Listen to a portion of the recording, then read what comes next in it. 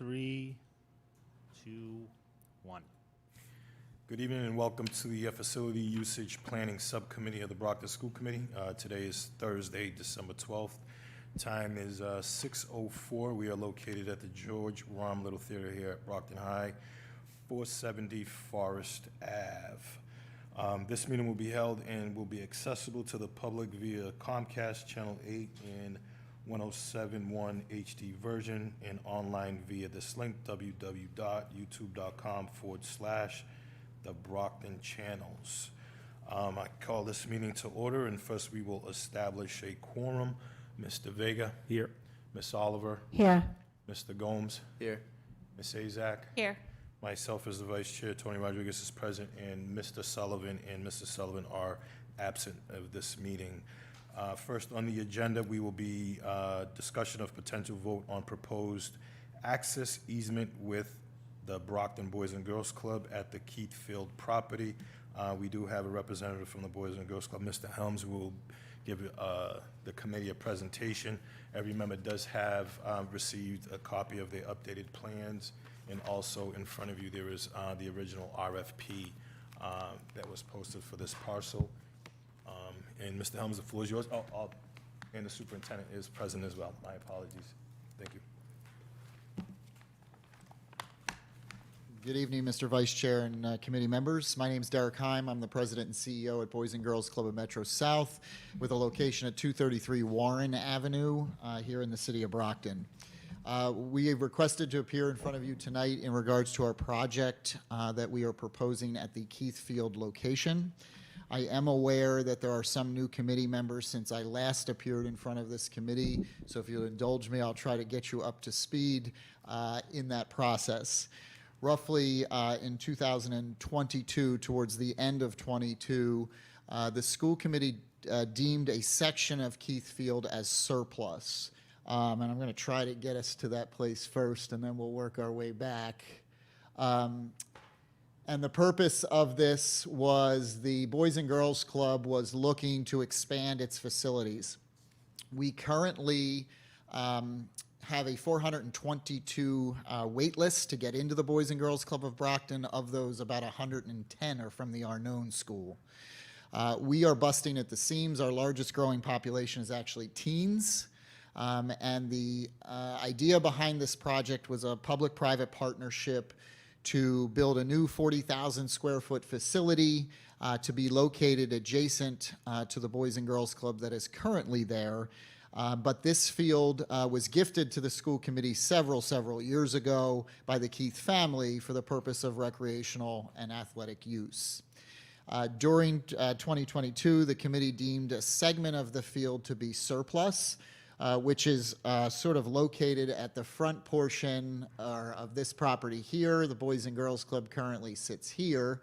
And you'll see in the documents that I provided, the segment of the field that was deemed surplus does not include an entrance. So the parcel was, in essence, pretty much landlocked. We knew that going into this and understood that, but we're always sort of under the impression that there would be further discussions with the committee around future access to the site. We've been working at this project for a good 3-4 years. What sort of paused us was most recently, about a year ago, we spent extensive funds to determine that there was an underground culvert in that field that has failed. The culvert has failed, has to be replaced. The city is well aware of that. We provided an engineered study to the city that the club took care of and paid for to determine that culvert failed. If you're not familiar with that culvert, the segment that failed previously was a few years ago across the street where the senior housing is when a truck caved into the road. That segment of the culvert was repaired, but the remainder of the culvert that connects at the head wall that's right behind the Arnone School, between there and the West Elm Street, that culvert is beyond its lifespan and needs to be repaired. We have presented to the city a plan to assist in that repair, to make this a viable site for our expansion. And what we are looking to do is to build a 40,000 square foot Boys and Girls Club on this site to house primarily our youth that are between 5 and 12 years old and serve programming there. The current building at 233 Warren Avenue would be converted to a full teen center to serve teens 13 to 18 years old. During COVID, we received a very generous gift to the organization from a benefactor to support the build of this facility, and we are about 60% there in the fundraising required for this facility.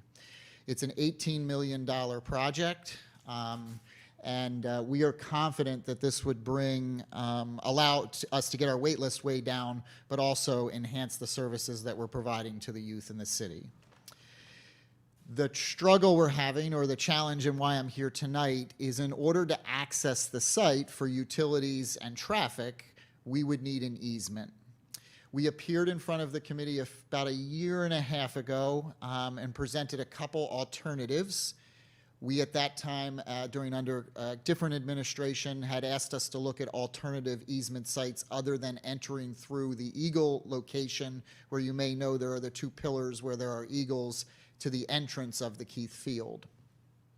We looked at an alternative entrance through past the Eagles up closer to the church, and we received negative feedback from the city in regards to it would be very difficult to get permitting and zoning because it does not naturally line up with the intersection that is directly across from the Eagles.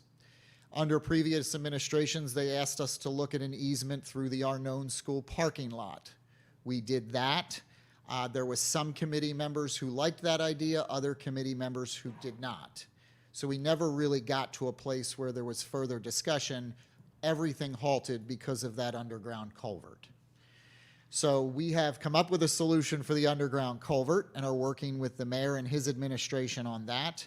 Our current exclusive negotiating agreement on this parcel ends in February of 2025, but we have received 3 extensions since that time, and all indications from the city show that they would continue to grant us extensions to that ENA. No, nothing is set in stone, obviously, but we would really like to make this a reality. I included in the packet basically the site plan that shows you the culvert running across the field. You can see here where this dotted line, that's the surplus land. That entrance off of West Elm and directly across from Goddard Road would be what we are seeking tonight to have a discussion about. We also have exhausted every other possible solution. We've approached our neighbors, the church here, to receive an easement off of Warren. The church board denied us of that easement.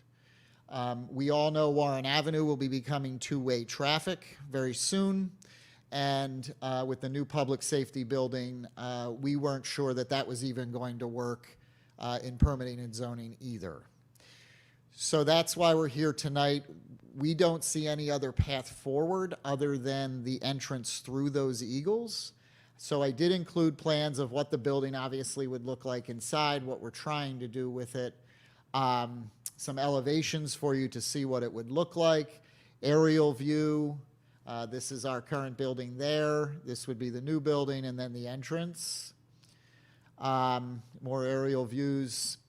Night view. This would be the new entrance, if approved, through that entranceway. We have determined there is the proper width available there for that. We would also make a commitment to this committee and the city to improve and protect those eagles and those structures during construction and improve the wrought iron fence. If you've seen the fence lately, it could use some work. We would be committed to improve that and make sure that that becomes a beautiful entrance place for the park, because we do know that this park is used by other activities. The Boys and Girls Club goes out there during the summer and uses the park. The Arnone students are often out there. We're looking to help the city here in many ways, but most importantly, service the youth that live in this city. This is some current pictures of the current entrance right now and what it looks like as of today. So basically, you would be removing this section of fencing and this section. Pillars would remain intact, and you would remove the bollards that are there that have protected that entrance for now from traffic going in and out of that location. And then again, this is what we would propose the new entrance to look like. I included in the packet the site plan done by Beals and Thomas. Beals and Thomas was the firm that the school committee chose to do this layout. We followed suit when that was requested of the school committee to use them. They have done this layout and have concluded the meets and bounds required for both the easement for access and utilities and the proper drainage into the culvert that would need to be repaired, and then for proper drainage off of the parking lot. So I'm going to pause there and pass it back to Mr. Vice Chairman. And thank you. Thank you for that presentation. Also, we have our school side legal counsel, Peter Mello, here for any questions that members may have. So at this moment, I will open up the floor to any of the members that have any questions for Mr. Helms regarding their proposed. I will start with Mr. Vega, followed by Ms. Azak. My first question actually isn't for our guests. It's just clarification. So what I heard is that the previous plan around that entrance coming in, there was some concern about it from members of the committee. Does anybody remember what those concerns were? Mrs. Azak, I'll give the floor to you since Mrs. Azak at the time I was the vice chair and did extensive research on that. So the floor is yours, Ms. Azak. Thank you. So we have 3 new members that are brand new to this, so we have to at least bring you guys up to date. So when talks first started, so the Keith Field was donated from Eldon B. Keith's family, and Eldon B. Keith served on the school committee. So his family had donated the parcel, and it was for the youth of Brockton, and it was to stay under the management of the school committee, even though we deemed a part of it to go to the city council to be surplus. We still manage it, and the way that the deed was written was we manage it for life, and we need to, make sure it stays a field for the kids. The Eagles, I wish I had time, I would have brought you. So there's a lot of history with the field and the Eagles. So the Eagles are not identical when you look at them. There's also a plaque right there honoring Eldon B. Keith. I believe there's brickwork. We have to preserve the history of our city. And, I get it. Sometimes we have to alter things, but we have to preserve the history. So I know that the last committee wanted to preserve the history, and that's why we had said no as far as that entrance. So that was a little bit. I'd be more than actually, if you Google it, you can look it up, and you can actually see there's plaques and the stones and the design that went into it, and the architecture and the fencing. So yes, it's a great field. Our students, use that field. A lot of the kids in the city use that field. It's a great project as far as the Boys and Girls Club. That's a beautiful building. But not to jump to your question, but my question is I remember when that huge tractor trailer, there was, I call it a sinkhole, but a culvert, that took a while to get that truck out of there. And I think that's one of our concerns as the committee members that were on at the time is you're going right over the Salisbury Brook, and the constant traffic, the weight of the vehicles. What is the cost of getting that? You had said that it failed, and the culvert failed and has to be replaced. What is the cost, and who's going to cover that?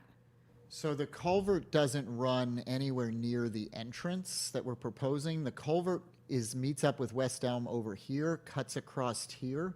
The only reason the culvert is a challenge for the Boys and Girls Club is the parking necessary for the facility, or otherwise we wouldn't be involved in the culvert discussion. I'm not an engineer. We have gotten rough estimates on what that culvert replacement is, and that's somewhere between, the city has one figure, we have others, between $2 and $3 million to repair that culvert. This Boys and Girls Club has made a commitment to the city to put funds towards the repair of that culvert because this project is so important to us. We cannot cover the whole cost because really the section that affects us is only 200 feet long. But this becomes a very interesting conversation in conversations with the mayor and his administration. This is public infrastructure. So how this works still has to be figured out. I think what the Boys and Girls Club is prepared to do is say, City of Brockton, we will help with the cost of that, but they will probably have to do the work because it is public infrastructure. It's not something the Boys and Girls Club could do. Okay. And Does that answer your, it does. So there would be a cost for the city. and For- part of for a that cost project. would be absorbed by the club and the city would have to figure out the rest. Okay, and we don't have a dollar amount. And then I remember when we met at the time with Dr. Cobbs, I believe, was Yes. operations, and we met there, and we had looked at different points of entrance as far as, my concern is for those that are watching, when you leave our known school, if you leave, you can enter our known school from the bottom part of the parking, but when you leave, you can only take a right. You cannot take a left. If you go up to the entrance of Arnone, the main entrance, you can go right and left. So I'm assuming that's something that came before traffic. The way this proposal is, has traffic approved taking a right and a left out of having that entrance and exit being the same location? Because when we met, we said, preferably without having to go through the Eagles, right before the Eagles, do an entrance one way and go out another way, rather than have them both in the same location. That's a tight turn. I just, where our knowns parking exit or entrance, am I making sense? Like, you Yep, can't, so take let a me- left in front of Rockland Trust. You can only go right. But when you're closer to Conley Funeral Home, you can go right and left. So let me, I guess, try to provide you a little clarity there. We did a separate layout for Dr. Cobbs at his request that included an exit through Arnone, an entrance through, not the Eagles, but a little further up here. Yes, it was like near the fencing, right Yes, before the Eagles. church, right before the church has their entrance to the backside of the church. When we went to get an opinion from the city, there was no meeting, no formal vote or anything like that. We got an opinion on that entrance there from Highway and from the city, and they said, why would you do that when this entrance already naturally lines up with an intersection? And I believe that was because of the plans with the public safety building. That intersection at Goddard and West Elm already exists. The plan that Dr. Cobbs had asked for with us exiting out of Arnone, the Boys and Girls Club didn't love that, but we put that together, and then sort of conversations stopped. And we didn't go much further. The reason we didn't love that is we couldn't imagine in our mind why the school committee would want us having our traffic going through their parking lot. But we did it at request of Dr. Cobbs and the superintendent at the time. I don't think it makes a whole lot of sense, but that's from the perspective of the club. I think we're open to other ideas, but I don't think through zoning and permitting, we're gonna get another entrance up the street closer to the church based on what they're telling us. Okay, and then I do know for those that are on the committee, we were looking into, it has to be a required, we have to have, our field has to have a certain measurements to be an actual soccer field, to meet the requirements to be the soccer field, correct, Vice Chair? Correct. Yeah, so I know that having that easement, we had asked to get it staked, and when we had gotten there, there were no stakes in the ground, so, and we wanted like an aerial view to actually see it. It's, you can make more sense when you're looking with, at an aerial view to see how that would affect us, because we don't wanna lose our soccer field. So let me try to answer that. If you go back to December of '23, there was a plan done at request of the school department by Beals and Thomas to ensure that a regulation-sized soccer field would fit in the parcel of land that was not included as surplus.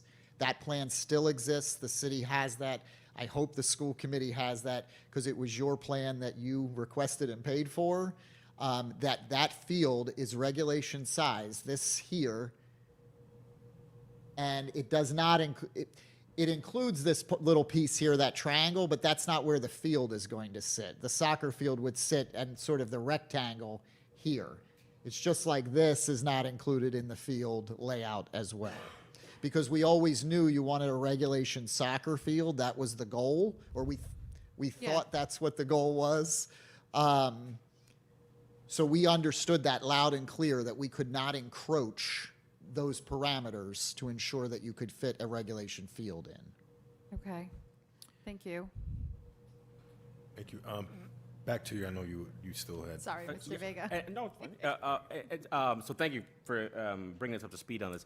And I'm going to rewind to something, just some practical pieces. As this project was discussed, what do you see as the natural benefits to the Brockton public school system with this partnership? So in early discussions with the school department, and this goes back a few years, we came to the school department to talk about what it might look like as a true public-private partnership, to include a construction of a turf soccer field as part of this project. There was an interest at that time that the city said that is not the purview of the Boys and Girls Club. We are handling that. We stepped away at request, and we're fine with that. I can tell you the individual who is very interested in building a club for the Boys and Girls Club also realizes the importance of field space for the city of Brockton. I can't speak for him, but I can genuinely tell you he is a Brockton native who is very committed to this city and would like to see something happen. I can't commit to what that means, but how we started on this conversation was a true public-private partnership. I appreciate that. Because as you know, space is a challenge. And I saw tonight you have fields on your agenda. Yeah, especially at our elementary level. So the idea that there could be some sort of partnership is very interesting. That's it for me, Mr. Vice Chair. Thank you. Any further questions or comments by any of the members?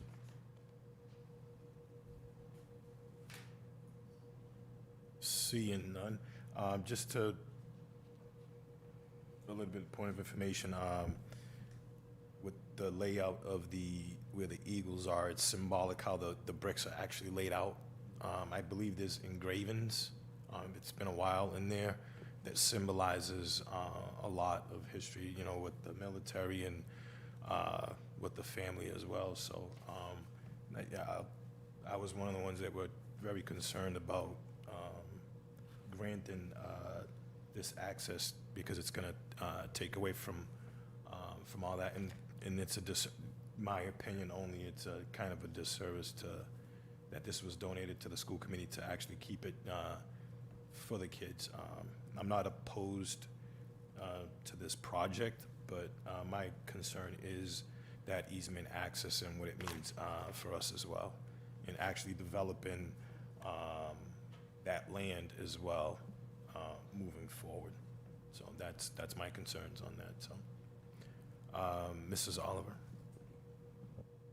So the engraving is also on the cement on the ground that we have? Yes.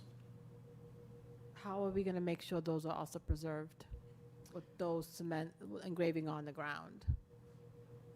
Because if you're From the gonna do Boys and a- Girls Club's perspective, if there was a requirement that was set forth, we would conform with whatever that requirement is.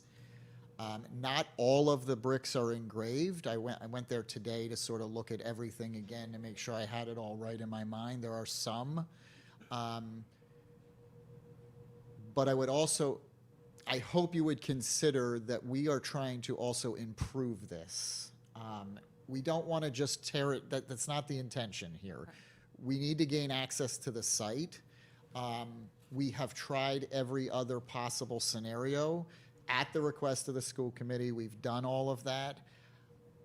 We just do not see a path forward in any other way at this point. Also, by building this, are you going to require extra land from us? No.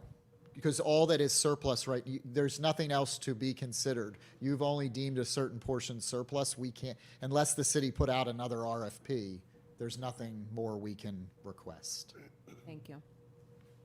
Thank you. Mrs. Azak? Thank you. That just triggered a question. So I know that we deemed, so for those, it's a little over an acre. It's 47,000 square feet is what was deemed surplus. An acre is like 43,560. So it's a little over an acre of land. Now, with the easement, now granting someone an easement to use a piece of your land kind of ties our hands as far as ever, even though it's still on our property and it's not part of what was deemed surplus, we can't do anything with it, is what I'm trying to say.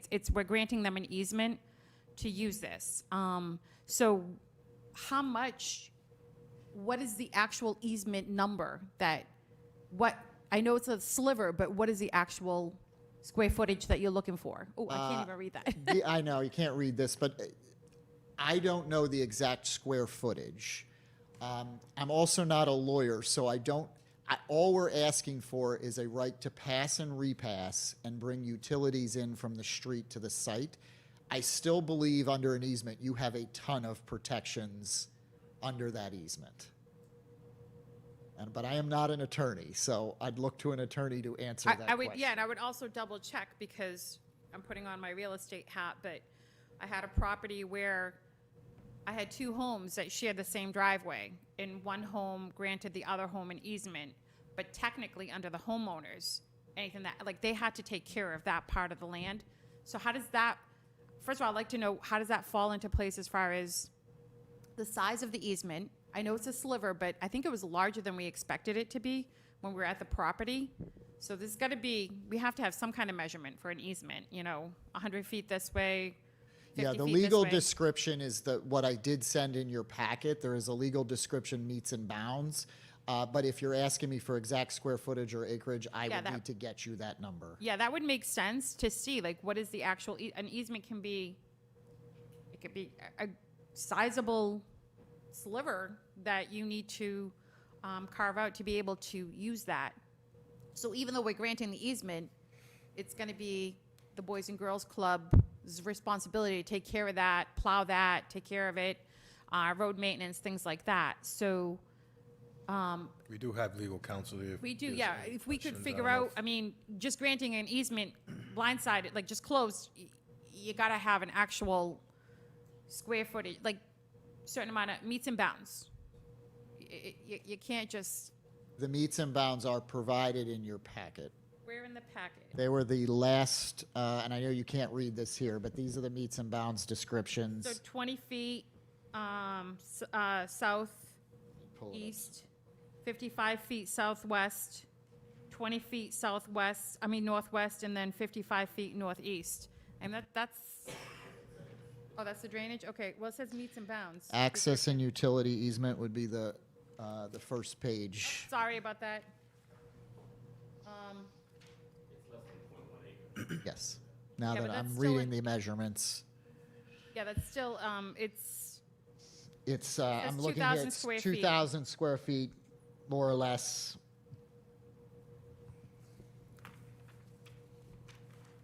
All set, Mrs. Azak?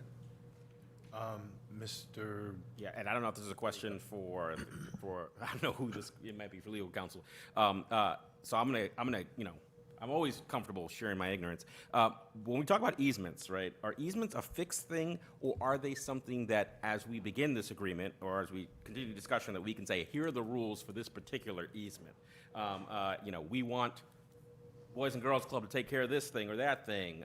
We want the right to be able to have our kids run all along it. Like, what do we get the opportunity to establish the rules on the easement? Yeah, that's a great question. If this subcommittee were amenable to this plan and concept and amenable to recommending action to the school committee, the full committee, to proceed, any easement arrangement would be subject to written terms, like an easement agreement. That the devil's in the details, obviously, and we would work with the club's attorneys to, work out those types of terms. But absolutely, there would be some terms associated with things like Joyce just mentioned, responsibility for maintenance and the like. And I know we've already, we've heard that there's a commitment to addressing and I want to be clear, I see the historical weight and also the personal weight of the engravings and the thought that was put into that entryway. But I would assume we would also have the same ability to partner and also codify what our expectations are around the preservation of those very important, markers. All right? Yeah, I would envision that would be addressed absolutely in whatever agreement would be, formulated. Thank you. Any further, Mr. Gomes? Thank you for the presentation. It seems like you guys have had some conversations in the past, and it seems like there's some conversation to be had still. I do love this idea. I think it would be a great development. However, again, learning about the history of this field and even looking at as Jorge mentioned, it seems like a historic site. And then the thing that comes into mind for me is like the preservation of the space. And then also, is there any safety concerns with building the pavement there? Building the new club at that location? Any safety concerns with the traffic and things like that? We would obviously, as part of permitting and zoning, there'll be a traffic study that'll have to be approved and so on. We haven't got to that place because we have to make sure it's a viable site. And easement and the culvert were the two things that were sort of impeding next steps. We believe we have a path forward on the culvert, thus we are here tonight seeking to see if we can find a path forward on an easement to the site. And then as far as preservation of to me, what I would say historical aspect of it, because again, it was donated to us. It has meanings behind it. How can we guarantee the preservation of that space? So we've talked with some of our contractors in regards to that. There are mitigations that can be put in place to protect those pillars. One contractor said he would even recommend removing the eagles during construction so they're not damaged, storing them, and then they get replaced back to their original location. All of that is on the table with the Boys and Girls Club. The last thing we want to do is deteriorate the historic significance of that field. That's extremely important to us.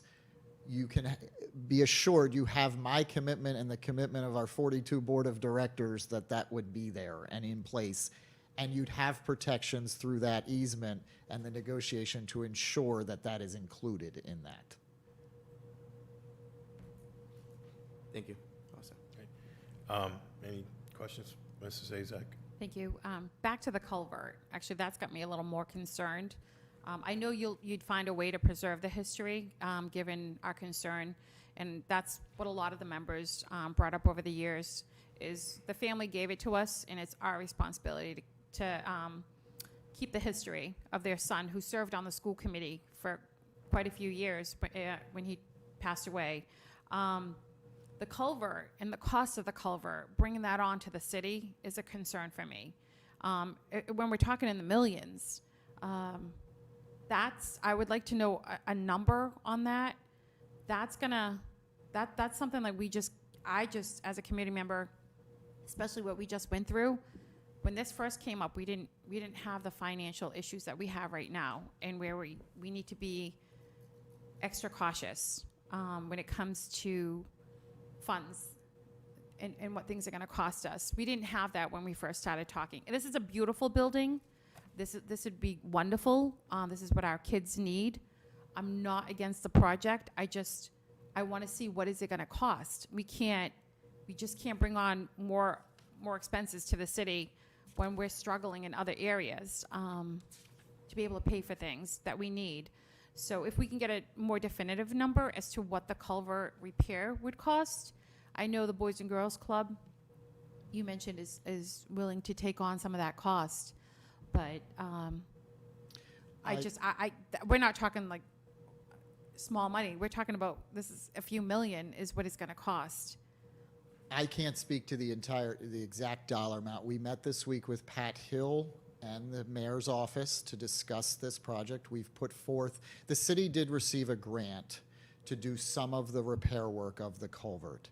It's nowhere near what the city will need to finish the repair work, but the committee, the Boys and Girls Club made a commitment to the mayor and to the mayor's office that we are ready and prepared to support the cost and repair of this culvert. I also presented to Mr. Hill this week another grant opportunity that was released by the Commonwealth to assist in culvert repairs. The last thing the Boys and Girls Club wants to do is put any more burden on the city of Brockton. We're fully aware of the situation in the city and the need to be a partner and not a hindrance. So I'm not saying that the culvert's going to happen tomorrow. There's going to need to be some creativity to find grants to get it there. But I think we're here before you tonight because if there is no path forward, then I'm not sure the Boys and Girls Club should spend another 3 years talking about it. We will need to move our locations somewhere else and serve children somewhere different. But expansion is our only way to serve the 400 kids that are on the wait list. I wish we had a bigger building. I wish we had a different site that would work. But we also kind of want to keep the campus feel of where we are at today because we know that that location on 233 Warren Avenue is really important for access for youth. I can't tell you how many kids walk from the Arnone every day to our building. For us to move from that location, it's not ideal. It's also not to the spirit of what our benefactor was hoping to see sort of energized in that segment of the city. He grew up 1 mile from this location. He would like to give back to the city of Brockton. Any further questions? Thank you. I mean, on the culvert, when the Boys and Girls Club first opened up, I was one of the first kids because I lived right across the street. It was just, I was walking in there when during construction, so, and I did walk, well, now it's the new public safety building right across the street to the Boys and Girls Club, so it's monumental and it's great for the neighborhood. But if your number on the culvert is, for 200 square feet is only at 2 million, and I guess there's 200 feet of culvert. It's Roughly 1.2 million for 200 feet. The whole length of the culvert is 532 feet. Okay. From where it was repaired in the middle of West Elm to the end wall, which is right behind the Arnone School, where the outflow comes out. If you're familiar behind the Arnone, there's fences. The outflow flows out there. That head wall to the segment that was on surplus, which is the surplus portion, is about 200 and some odd feet. The whole length is 532. Okay, so my other question, the other piece too, that's if this field, to put a soccer field on there or whatever the committee desires, and somebody's willing to help, with the partnership, that means that culvert from where I'm looking at the edge of this parking lot to West Elm has to be repaired as well. That is Because correct. you're not going to invest millions of dollars in it if that culvert is not repaired. So I'm looking at that. So just by eye, that's more than quadruple. So you're looking at 6 to 8 million, or probably more, if that's a guesstimate on my end. So no matter what, I'm not an engineer. So if you're going to touch it, I think you have to touch the whole thing. And I believe I would agree with you 100%, Mr. Rodriguez, because that was the discussion we had with the city. You're not going to just repair half the culvert. Yes. So you got to fix the culvert. The club's willing to support the cost of that culvert because 6 months ago, we were sort of the stance, well, it's public infrastructure. We don't think we should have to fix public infrastructure, but this project's important to us. So we said, let's help. Let's figure out a way, path forward. We went back to our funders and said, this is the dilemma. They said, we'll give X towards that culvert. but I would agree with you, the whole culvert has to be fixed.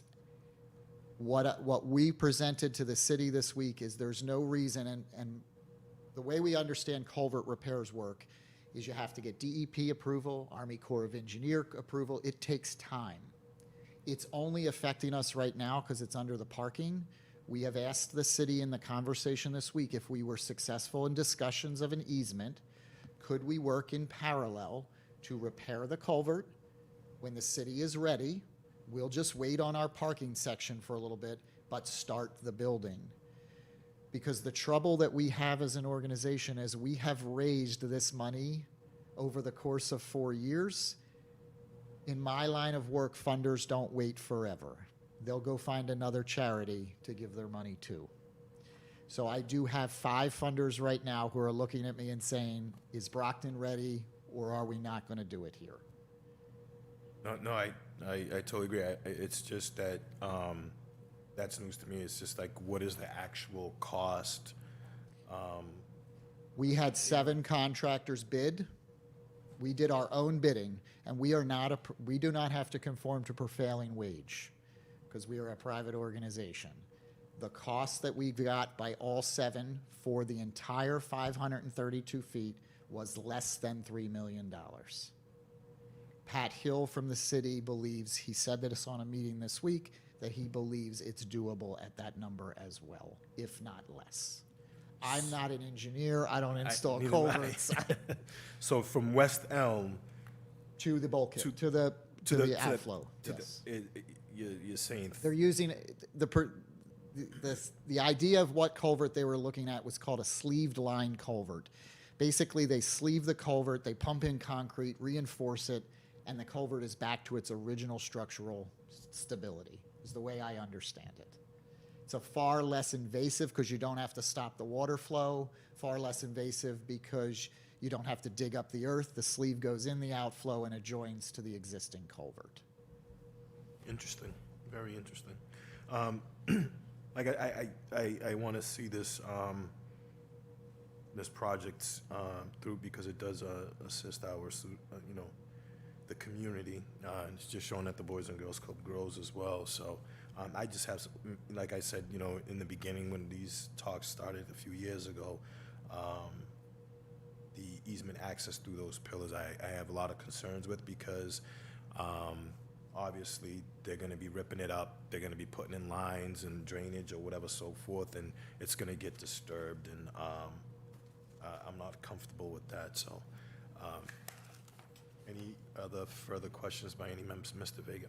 Just for clarity, so what we're voting on tonight, or discussing, possibly voting on, is whether or not to grant the easement that is on the property. What we're voting on tonight is whether or not to grant the easement that is on BPS property, or would be, planted on BPS property. But when we talk about the additional work that goes out to the street, and the extra square footage that comes out, ultimately, this, if I'm understanding correctly, this vote would be, hey, yes, we can do that. But if there is an issue with the additional, cost that comes with repairing the culvert all the way back to the street, and that goes to our colleagues on the city side. At that point, if it can't be done, I guess what I'm saying is I don't see this vote as somehow precluding logic from coming in later when we, if we realize, hey, this is just too much, this is not something that can be supported. I don't think that the city would allow that. So I just find myself, as long as the preservation of the the historical markings stays in place, I think it's a fantastic partnership. No, I totally agree with you, yeah. but at the same notion, Peter, you can correct me on this, but, if this, I'm not sure what the process is, far as, let's say if we do grant the easement, well, the culvert, there has to be some type of, excuse me, some conversation with the committee, like, how does that work, Dean? I understand just putting the sleeve in and pumping cement, so I'm assuming that the top layer is not gonna be disturbed at all. I'm thinking, the way that I'm envisioning this, they're coming in and they're ripping the whole field apart to build walls or or whatever, not that they have to do, so that, That is not my understanding of Yeah. how they repair the culvert. But again, I'm not a contractor, I'm not an engineer. But I guess to get back to your other member's question, the culvert, I think, is more of a discussion with the city side of this, because the only reason I'm here tonight is to see if there would even be an interest in granting the easement. correct. I think you're correct that if we can never get the culvert done, I'm not sure any of this is going to happen, because the reality of it is we can't build the parking lot without the culvert getting repaired. The city's not going to repair half the culvert.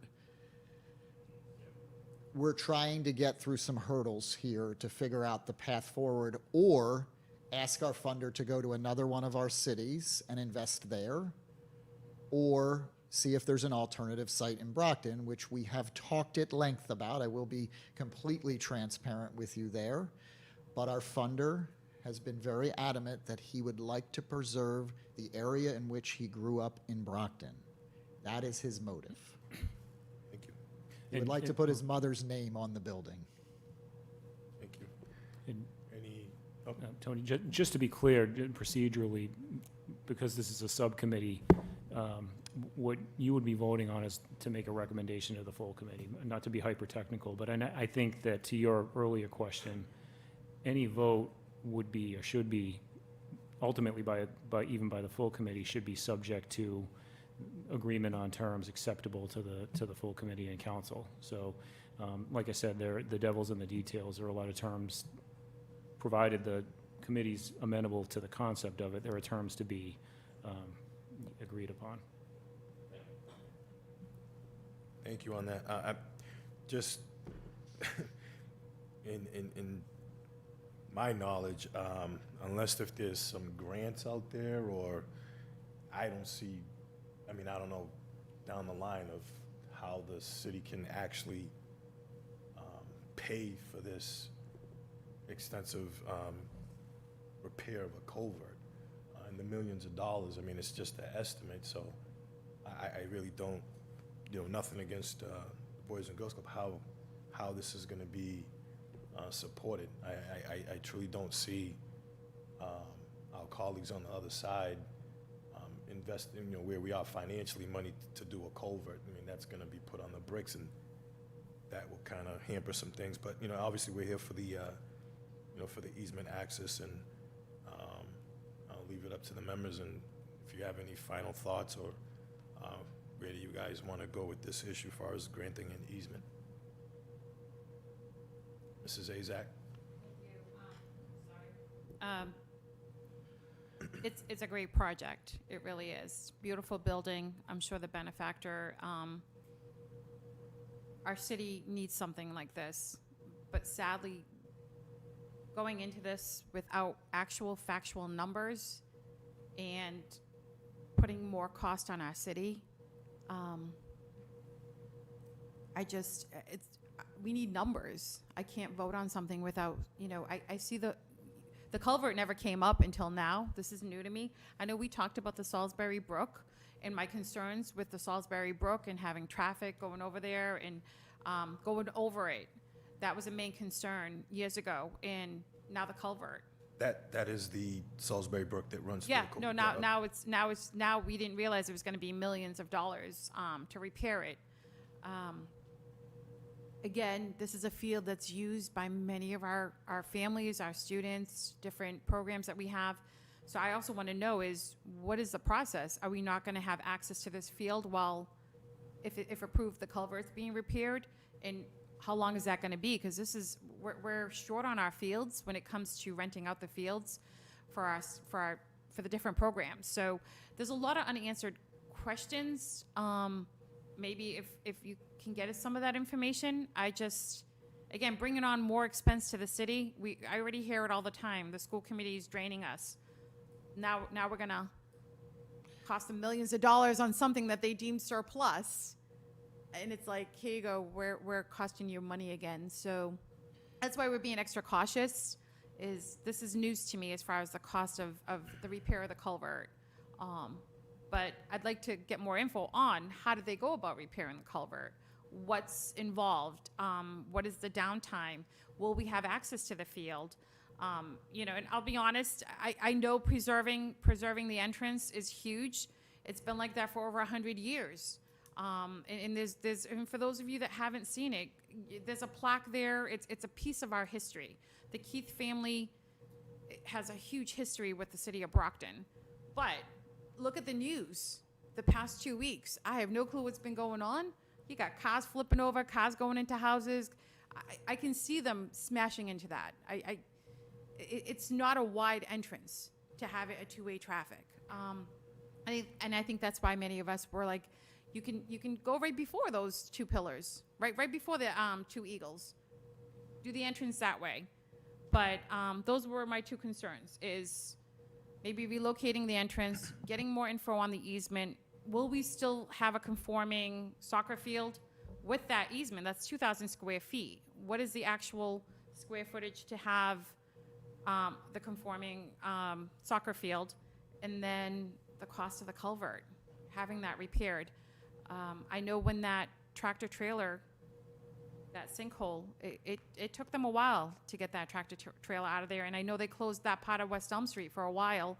I don't remember how long, but it took them a while. So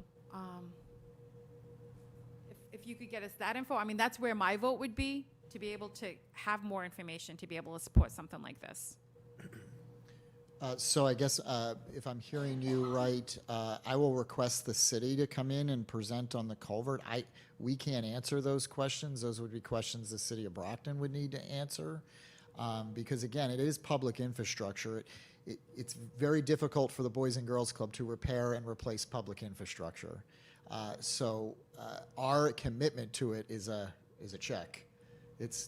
That's what it is. I can't answer what it would take in length and how it would take time to put the culvert in and that. I would ask you, though, to indulge me in regards to the entrance. I think this would improve the entrance, and if your vision is a long-term turf soccer field, it allows you a gateway to your brand-new turf soccer field. Because how else are you going to access the soccer field unless you're going to cut another entrance in further down, because it is gated all the way down West Elm Street. So we're trying to be the best partner we can here. No, I totally agree with you on that. Before I get to anybody, I just want to acknowledge Ward 5 City Councilor Jeff Thompson is with us. I will give him the floor. He does want to speak on this project as well. But I'll go to Mr. Vega, followed by Mr. Gomes. This is a good time. Maybe this ties into what Councilor Thompson might bring some light to. I don't see this as a school project. I think what this is it is a school-city program partnership. So I think, if I'm understanding correctly, what we're being asked is, would we be willing to allow an easement to happen? If the answer is yes, that doesn't mean that the building, the renovations happens, because now it allows our partner to approach the city, and if the city doesn't see a way to make this happen, then it doesn't happen. And, I just don't, I don't see this as a case where somehow the school will be setting the city up to pay for something that they can't afford. It sounds like this is just the first step, and the next step in due diligence is talking to our colleagues on the city side about whether or not this is feasible. So I just want to make sure, because this isn't, we might be spending more time spinning our wheels than we need to. I do agree with the idea that we all need to be comfortable with what it means for the property that we own. But I don't think we need to spend that much time thinking about what it means for the city side infrastructure, because the city's going to decide on that. This sounds like an excellent project to me. I think we just need to consider the historical elements. But if we have a good partner who's willing to preserve those things, I only see positives. Thank you. Mr. Gomes? I agree, Jorge. I think everything you said is plausible. I personally don't feel too comfortable voting on this. It is a bit new to me, us joining the committee. And then we did receive the packet, but I was away. So everything that I'm looking at and I'm hearing, it's all new. I would rather do a little bit more digging of my own, just for my own sake, before I vote on this. That's just where I stand now. I think it's a great investment. I would definitely support it. But for me personally, I just need to do a little bit more digging and get more information. I know there have been conversations that have been had in the past, and some questions yet to be answered for some members. And I feel like I'm in that position right now where I need to look into it a bit further before I can make a decision. That's where I stand. So if we were to vote tonight, either I would abstain or my vote would be no until I, get myself acquainted with the whole project. And again, a good point is, how's the city gonna pay for it? Once we know the actual amount, where are the funds coming from? I know we're now at that level where we got the funds sitting around. And the other thing too, we still use the space daily. Timeline, what's gonna happen? Do we have to close down that area as work is taking place, or so on and so forth? So those are good information to have. But I think for me, that's where I stand now. But I would totally be okay with supporting it, but maybe not tonight. Once I get more information, I know where I stand, then I can definitely support the project. I can respect that. I've been working on this project pre-pandemic. Some more weight is not going to kill me. All right, I just want to acknowledge Councilor Thompson. I know he had a comment, his thoughts on this.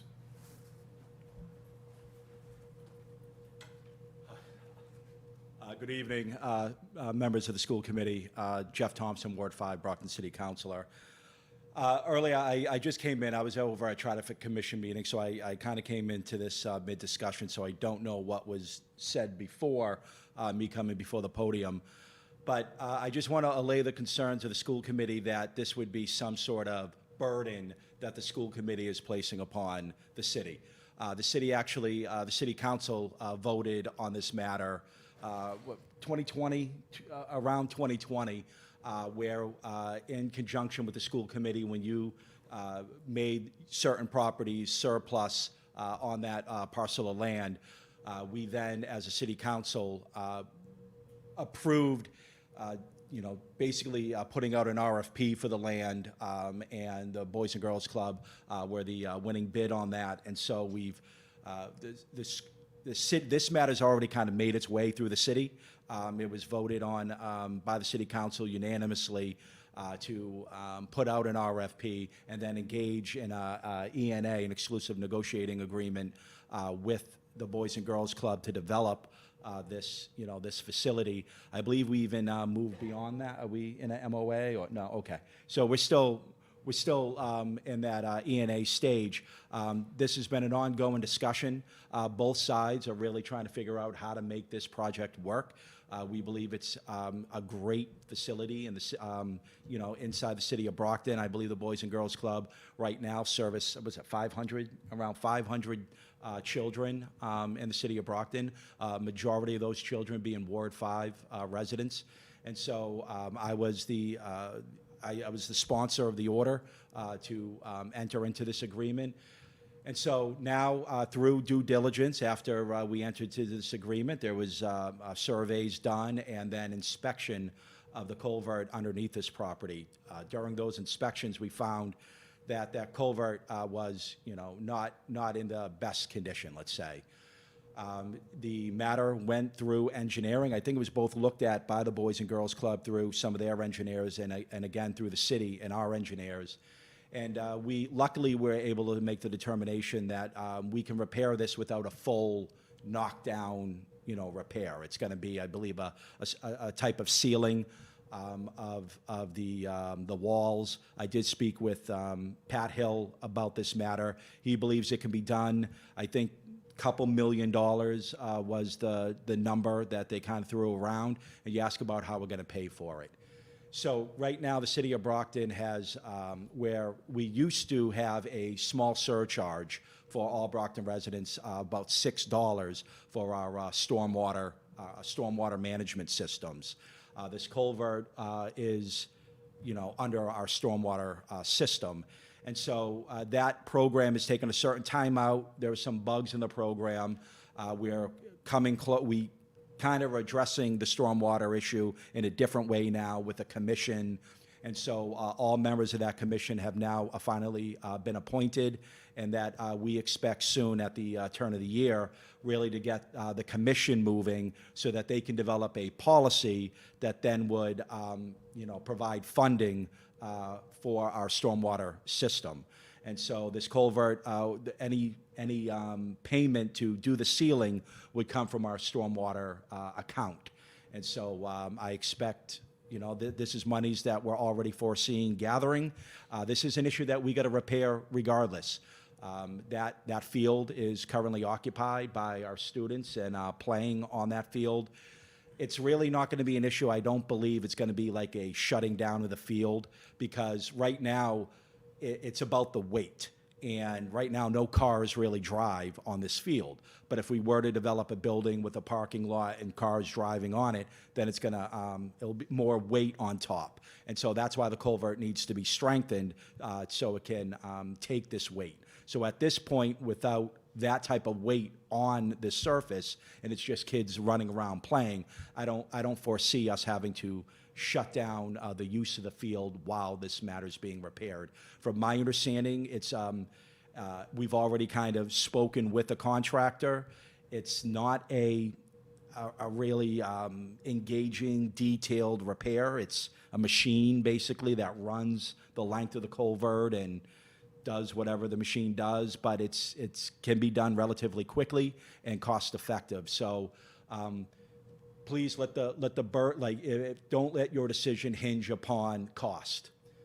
This is a project that the city really believes in, and we're going to work to produce those costs or bear those costs for the children of the city of Brockton. So I support this project. I've been a supporter since day one.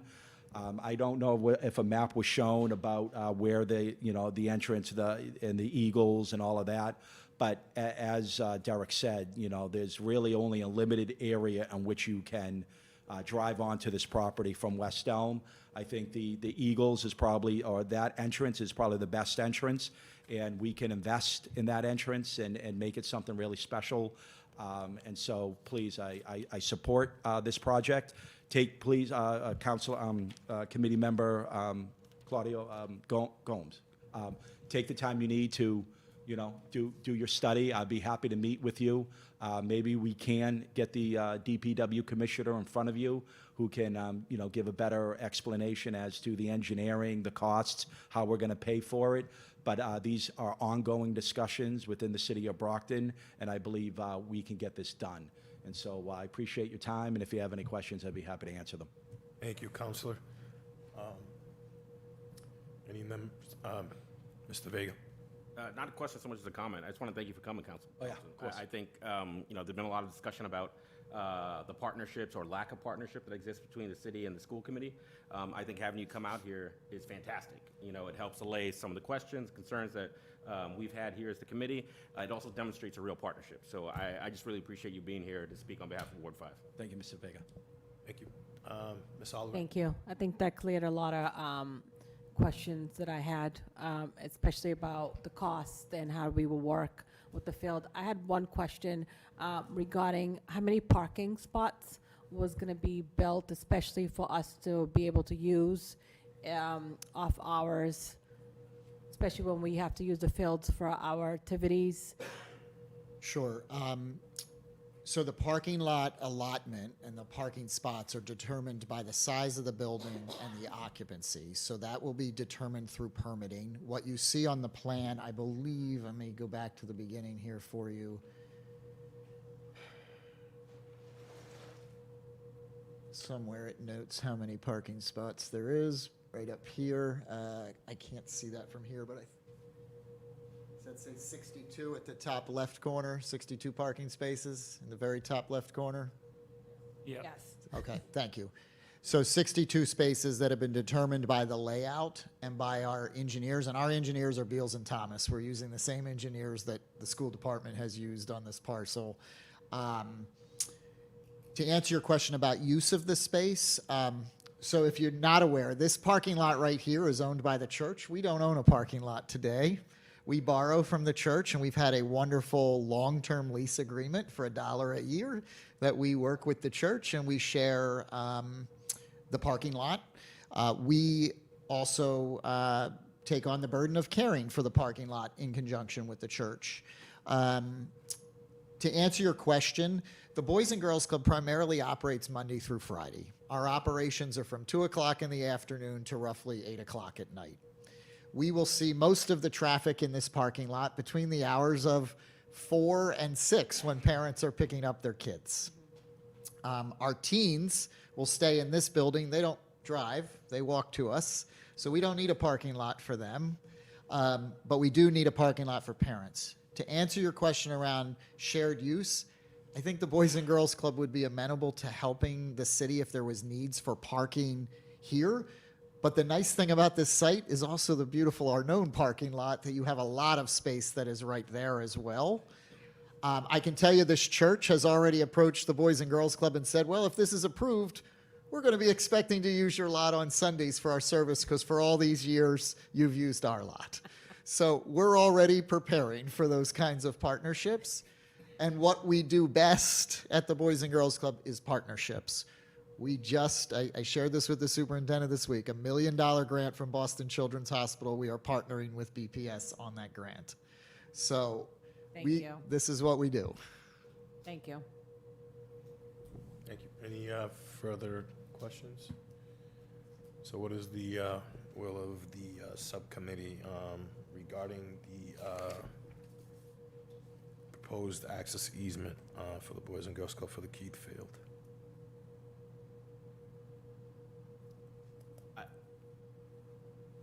Mr. Vega. In response to, the request for more time to process the material, I would say that we should delay. I don't think we should delay indefinitely. If we could get the next facilities meeting on the books as soon as possible, that'll allow all committee members to absorb the information that we're all looking at. I will say publicly, I think this is a fantastic program, and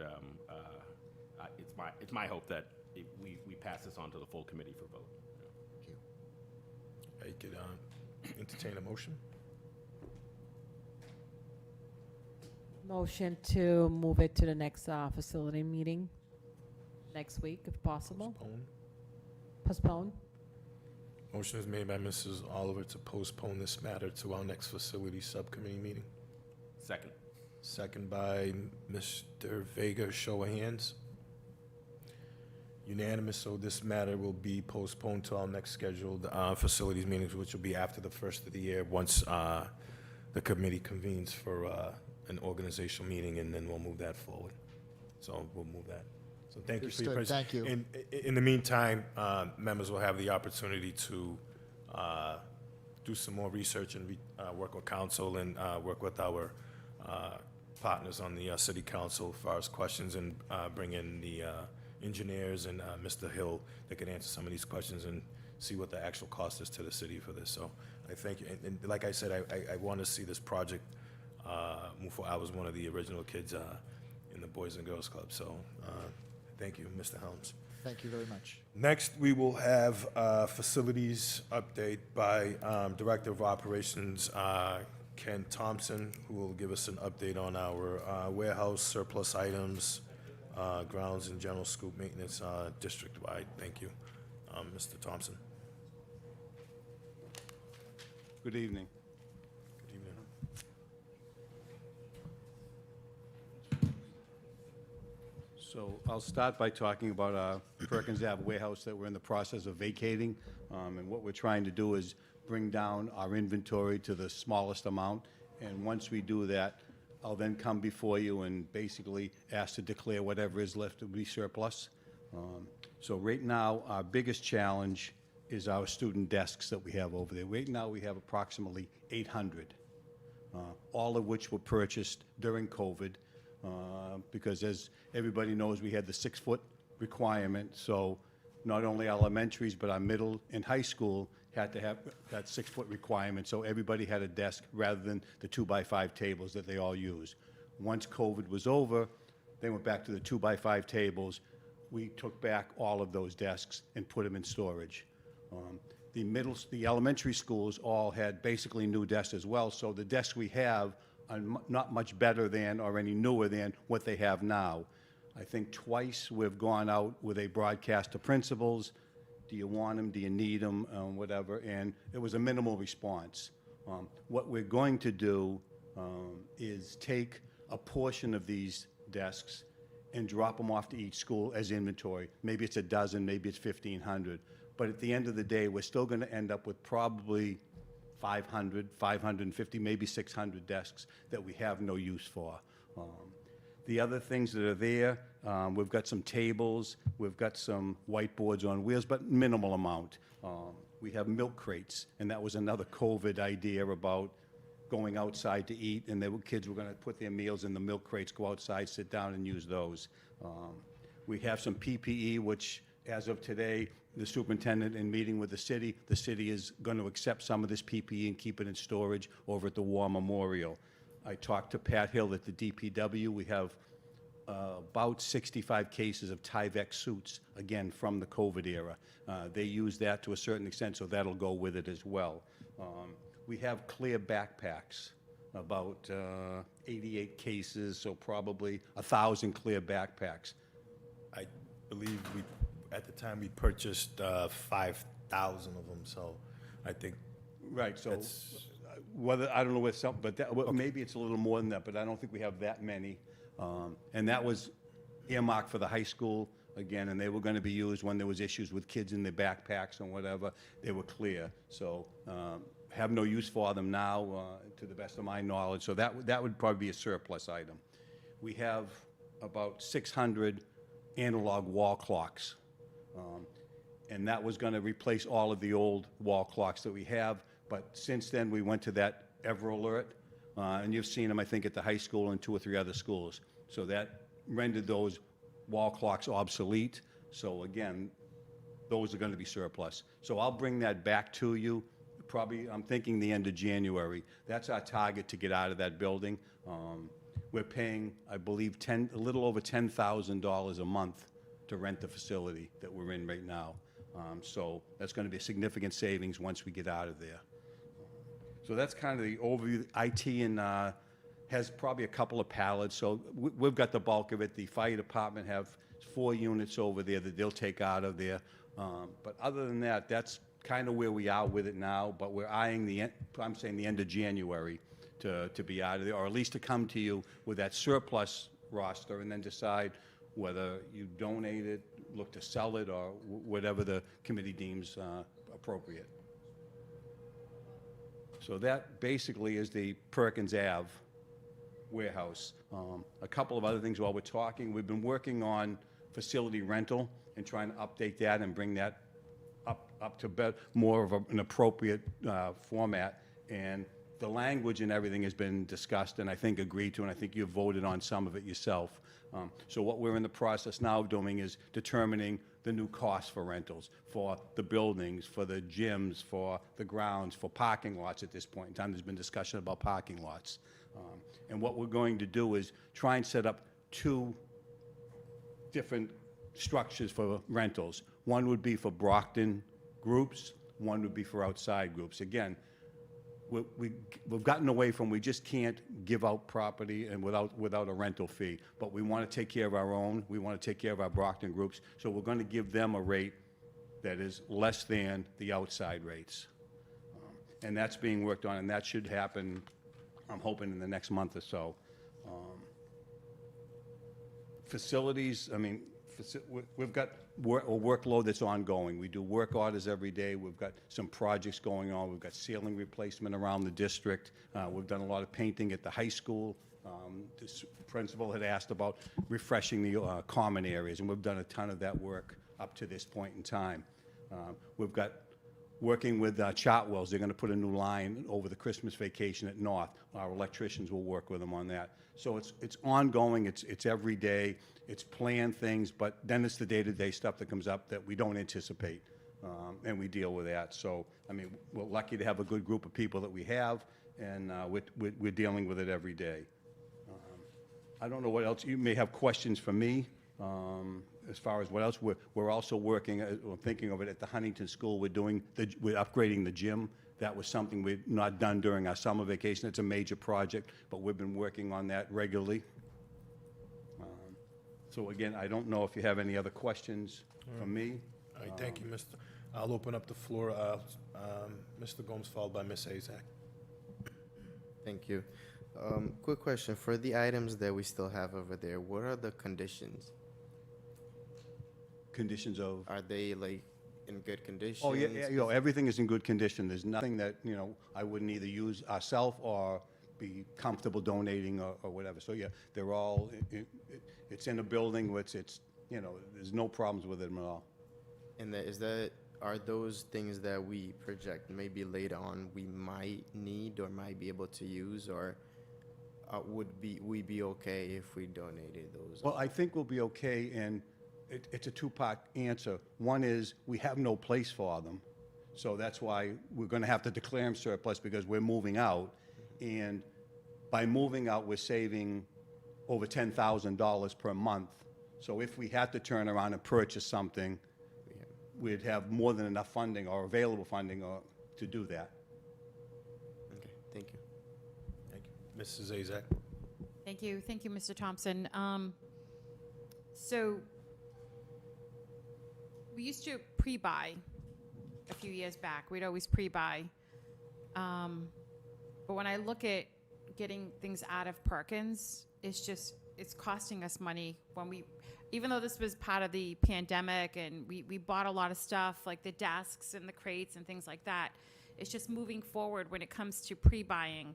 We're not pre-buying like we did. Am I making sense? You know how we pre-bought Yeah, before right. because let's pre-buy, I'll save money. What we're still pre-buying is a lot of our janitorial supplies. We buy our toilet paper, our paper towels, soap and things like that. So we still buy that in bulk.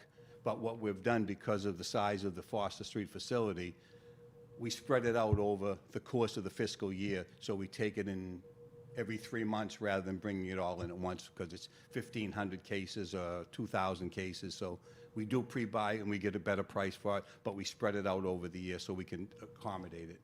Thank you, because when I look at this, and it's like we're spending $120K a year to store items that now we're going to deem, and this is before you came on to this position. We're storing it, it's costing us money. Now we're going to deem them surplus, and so as far as I know I reached out to my schools, so I believe you reached out to all the schools to see who wanted any of the new desks, things like that.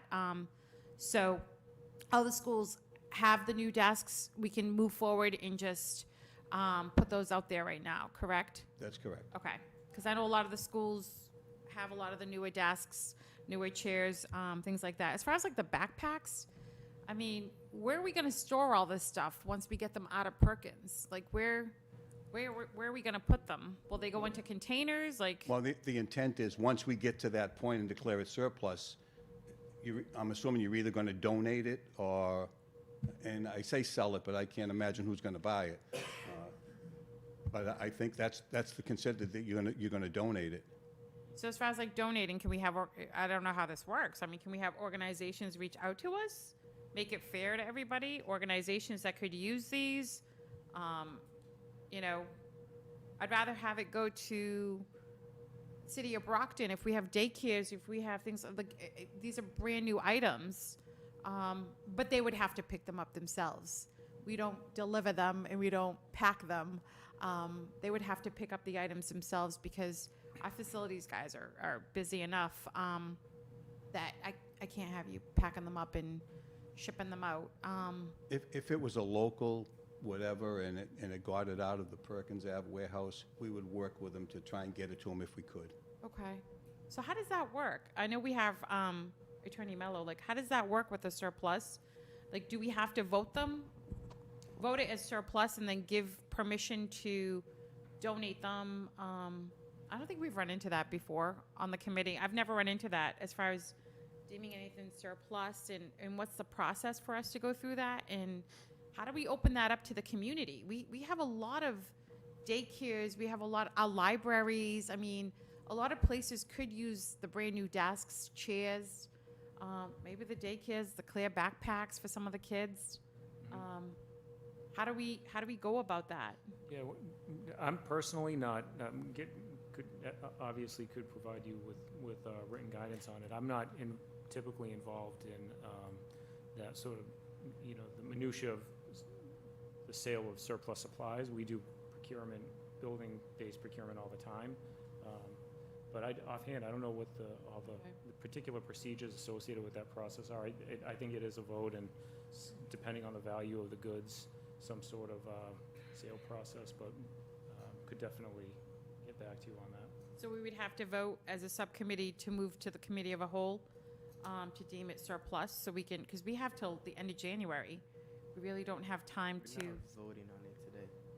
well, it's got to be out of there by the end of January, so when, That's our target. We don't have to be out of there by the end, but that's the It's gonna target. cost us I'd money. rather not go into another month of rental if we can Yeah. avoid it. But just to clarify, we're not voting on it today. This is, correct? AZAC still has the floor, sir. sorry, Pass Mr. me the Gomes. floor. So, okay, so if we're not going to vote on it tonight, when do we vote? We have to move it to the committee, to the full committee, because it's with the subcommittee. So when would we move that to the full committee? The first step would be me presenting a list of what is Okay. surplus and ask you to declare, or what we consider surplus and what you declare it as. Okay, So just a point of information, it was the same thing that we dealt with the football helmets for the athletics department. So if the surplus has a dollar value to it, there's certain parameters that we have to meet. But if it has no dollar value, then I think we can put it out to any community-based organizations that's out there if they're interested in some of these items, and we can work with the superintendent and the committee to approve who gets these items. I have a couple of colleagues who do a lot more of that, so I'm happy to follow up with them internally and get back to you. yeah, because this is a little more than just, the helmets was one thing, but this is 800 desks, 1,000 backpack. I mean, this is going to have some value to it. Not, the helmets were more of memorabilia, kind of, value-wise. I think it's the usage of it. Yeah. I think we'll probably loop the city solicitor in on this because we worked with the Sure. city solicitor as well, as far as what the value is of the desk and the backpacks and so forth. So that would fall on her plate as well, so. Okay, great. Thank you so much. And Mr. Thompson, I just thank you for always, you and your custodians and your staff are always available and helping me out anytime I need anything. And most recently, I was at the warehouse today finishing up some of the codes. So you're always accommodating, and I do appreciate all the time and what your staff does. So No, we have you're good very people, and valuable. we're always happy to help. Thank you so much. Thank you. Mr. Gomes? Oh, you all set? Ms. Oliver? Thank you, Mr. Thompson. Just to clarify something, what other department had storage and was keeping The stuff? IT department has some stuff over there, but it's maybe a pallet or two, and they know they're moving it out as well. You said something else also.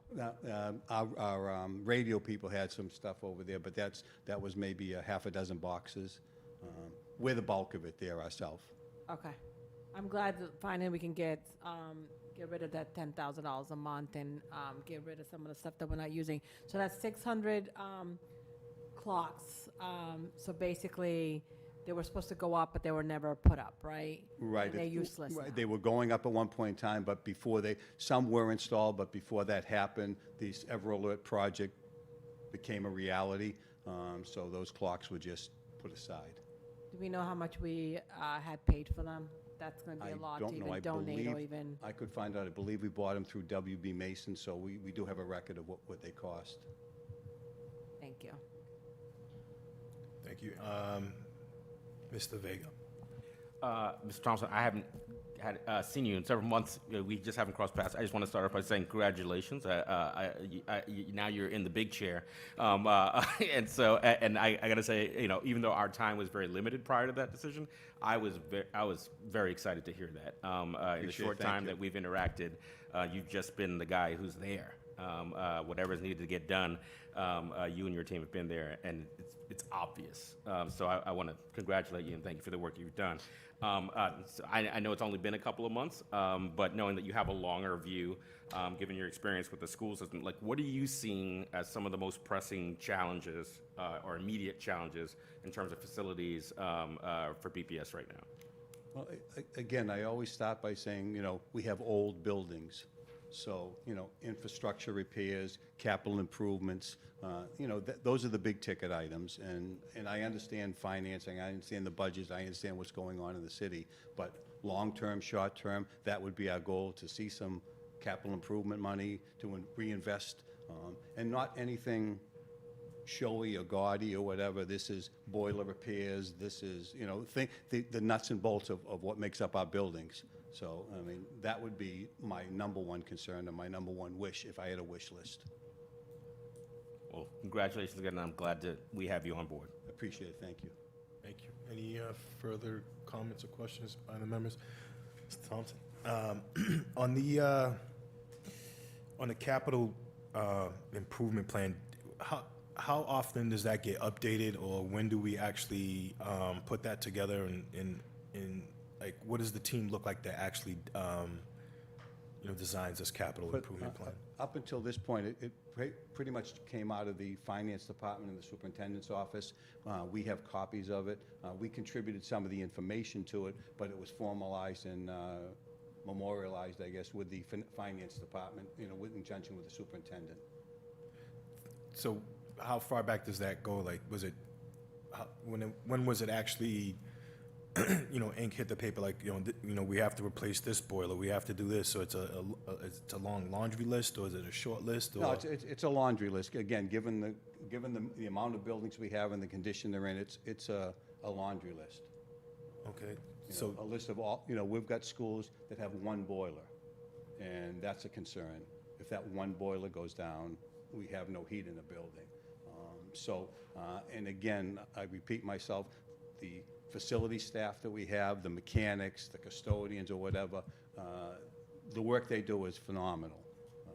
And it's just evident by, you don't hear a lot of problems going on in the building. I mean, there's certain things, but I mean, real nuts and bolts, hard time problems, you don't hear a lot of that, because that's the kind of work they do, and I just can't thank them enough for what they do. There's just, I know the plans, and we've done some moves. The Adult Learning Center now at the Goddard. We all agreed there's a roof, there's an elevator, there's some improvements that need to be done to the basement. Also moving the Champion High School to the Payne School location. I was in there a few weeks ago, obviously, with the superintendent for a cultural day there. Has that been added to that laundry list of Goddard's things? been on it for a bit. The elevator was fairly new. The Payne, again, these are buildings that are 100 years old, 90 years old, so we could start a laundry list for those schools alone. That would be, something that would cost significant amount of money. But those are the structures we have. We're not getting new buildings. We're not getting any other buildings. So we need at some point to get a hold of the fact that we need a capital improvement plan and the capital improvement money in order to keep those buildings going. They're not getting any younger. And again, it's the spitting wire and whatever you want to call it that keeps that stuff together. But at some point, you can only do so much. I totally agree with you. And then I think working with the superintendent yourself, if the committee can actually get a list district-wide, what does that plan look like, and what the dollars look like, so we see what the priority is, obviously with the leadership of the team. Just one question: when it comes to facilities and vehicles, your grounds crew, and I know there was some questions previous meeting When it comes to snow removal, obviously we're in the winter. How well equipped is, the facilities department with sanders, and do we have our trucks that actually sand, or do we rely on the city for that, or is that like working in conjunction with the city side to make sure that We work closely with the DPW, Commissioner Hill, but they do our parking lots. We do sidewalks, we do, we've got sanders, we've really, between Jamie Domesco and myself, we've really upgraded that operation. We've got sanders on every truck, they have plows, so we'll go out and we'll sand parking lots adjacent to the school, so it's stuff, for more walking, whatever, they can get up on a sidewalk and do some of that. They do some of the plowing. We work with the DPW. They'll plow. We'll go back in after they plow and kind of clean up a bit, which it works fine with us. In and out of a parking lot, the big piles at the end of the driveway, we push those back for better sight lines. So we work well with them. But again, our equipment is much smaller, obviously. So, we're limited in that respect. All right, thank you. I have no further any further questions? Ms. Azak? Thank you. Mr. Thompson, quick question. I know, and I don't mean to put you on the spot, but I know a while ago we had talked about upgrading the Downey School because it was all electric heat and everything. I know it was a while ago we talked about it, and do we have any? That project is actually almost complete. Okay. It was a grant. Amoresco is the lead on that. We've been working with them, but that project is close to complete. So so did they put in a gas or an oil heating system? Like what type of a heating? It's still all electric. All electric, Right. okay. But it's new rooftop units, new cabinet unit heaters. It's More efficient. much more efficient new control system. Okay. No, thank you. I just thought of it now. But thank you for the update. Thank you. Any further questions? Seeing none, thank you, Mr. Thank you. Thompson, for your update, and we'll be looking forward to that surplus list. Thank you. Next on the agenda, we'll have a presentation by Activius on the design and approval of athletic fields, Marciano, Policino, basketball courts, East Middle, Davis, North, South, West Middle, and the Arnone School as well. All the members did receive a copy of these designs. We actually been working on this for a few years now, designing these fields. We did present this at one time under different administration to the city council, and they asked, for kind of the Cadillac version, as per se one of the councilors said, of, what does it look like to get these fields developed. Working with the athletic director, I know members are new. We created the athletics subcommittee where the athletic director did come before us. He is with us here tonight as well to answer any questions relative to scheduling issues, because we don't have enough fields that can accommodate our athletics. So with that, I will give this to Jonathan from Activis, who will be giving us a PowerPoint presentation on all of the designs of the fields, and then we'll follow up with some questions moving forward. So it's all yours. Great. Thank you, Mr. Vice Chair and members of the committee. Good evening. Once again, my name is Jonathan Charwick from Activitas. We're located in Dedham, Massachusetts.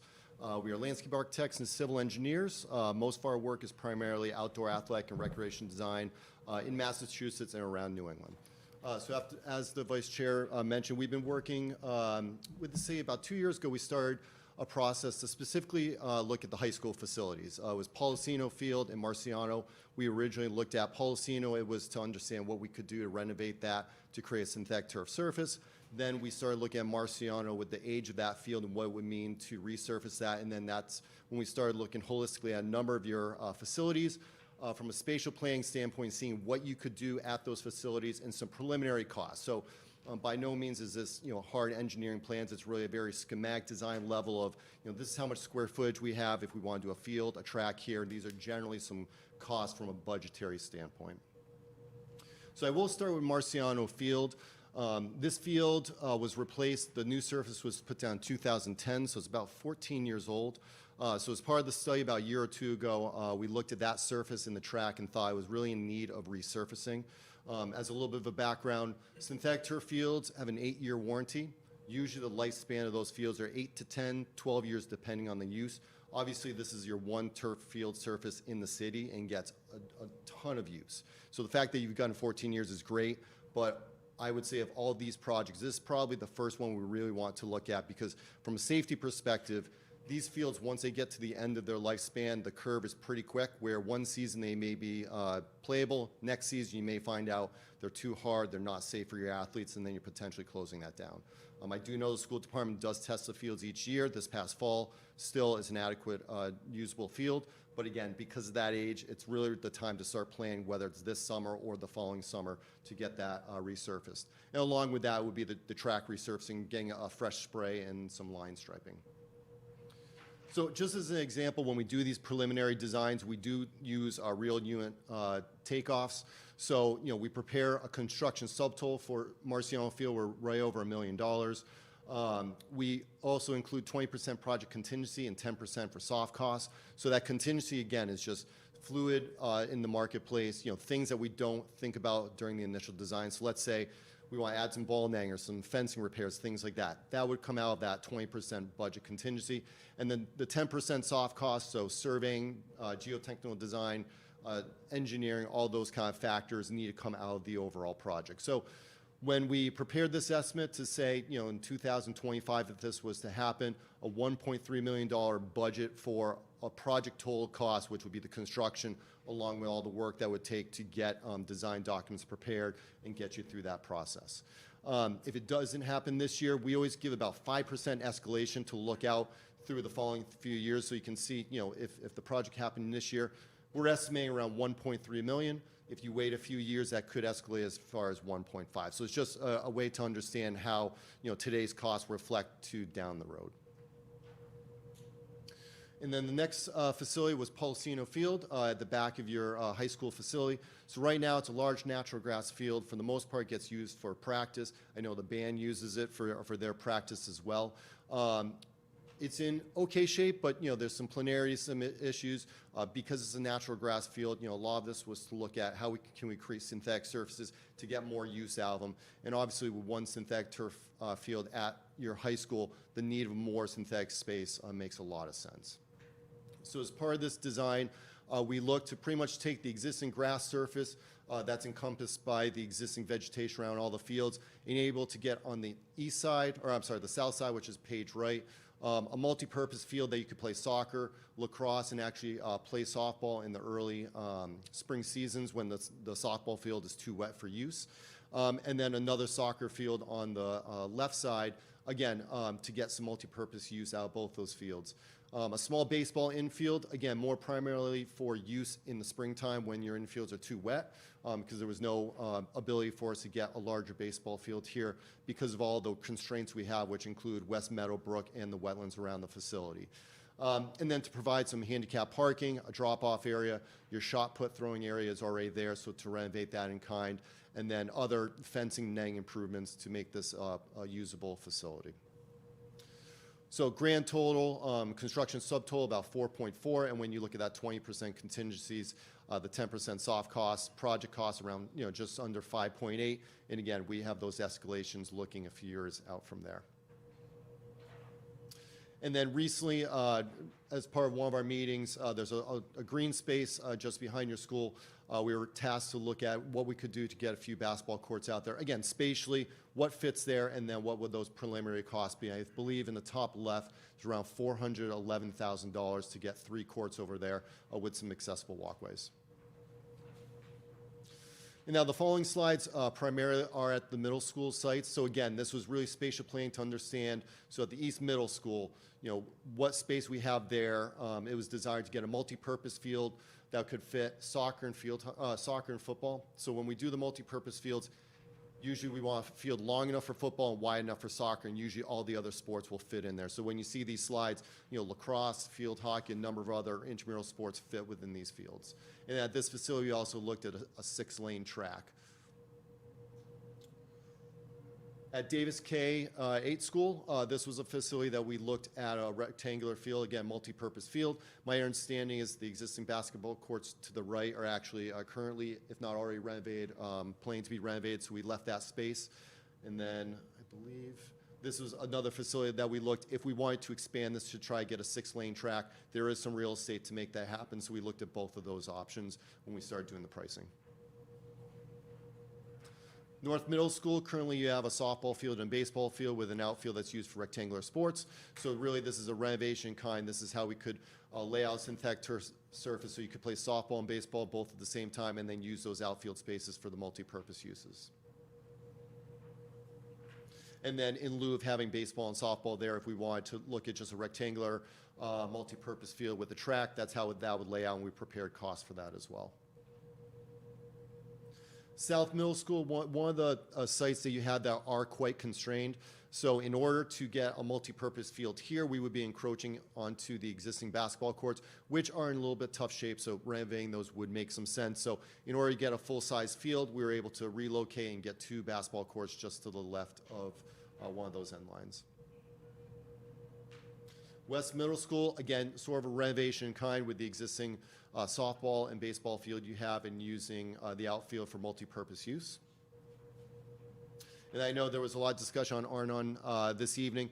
This was one of the studies we looked at recently. So it was our understanding that the baseball field area was part of your property. Depending on what goes on with that project we were talking about previously, a multi-purpose field could certainly fit where we're showing the boys lacrosse field, so we could update that as necessary based on how the city and the school department proceed with those projects. So this is an overall breakdown of all of the budgets. So I will note at the time, about 2 years ago, the working group was trying to understand what some of the priorities were, which is why some of these are laid out the way they are.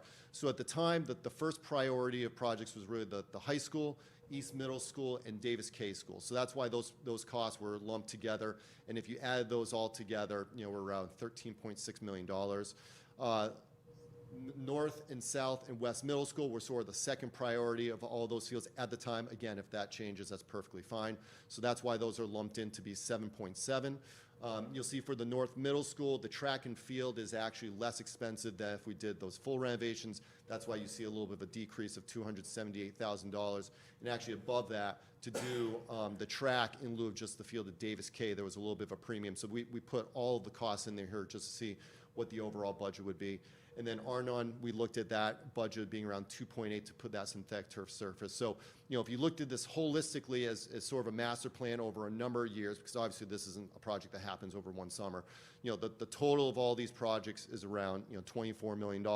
And obviously, what the priority is and what the order is for the city and the school department can certainly be moved around, changed. But again, this was building off where we sort of ended a few years ago. So that wraps up everything on our presentation. So here to answer any questions, comments, and discuss anything the committee has this evening. Thank you very much for that. Just for some informational for our new members, this was being worked on by myself, former school committee counselor Mark DiAgostino, Ward 5, Thompson, City Council President Moses Rodriguez, and our former superintendent and the athletic director, Kevin Cairo, as well. But with that being said, I will open up the floor to the members for any questions that you may have relative to these designs. Also, just the other piece, this is just approval of the design. This isn't actually funding that. So once this committee votes on, the design concepts, obviously it goes back to the full committee, then working with finance and the city side, city CFO, the mayor's office, superintendent, of identifying source of how to fund these projects. As you stated, this is not something that's going to happen in one summer. It's going to be phased out, in 2 to 3 years, 5 years, whatever that looks. So I'll open up the floor to the members for any questions, please. Mr. Vega. Thank you for the presentation. So, just starting big picture, what is the ideal time of year for? my bad. I'm told at home I don't need one. But when is the ideal time for this sort of field work to happen? What's the right season? When does it happen? Yeah, sure. So it all depends. It's sort of the magnitude of the project. So I'm going to go back to Policino. This is, when you look at a lot of these facilities, it's got a lot to do where they're located, right? So Policino Field, from a construction standpoint, this is probably 9 to 12 months of construction. So it's not really what we sometimes would call a summer slammer.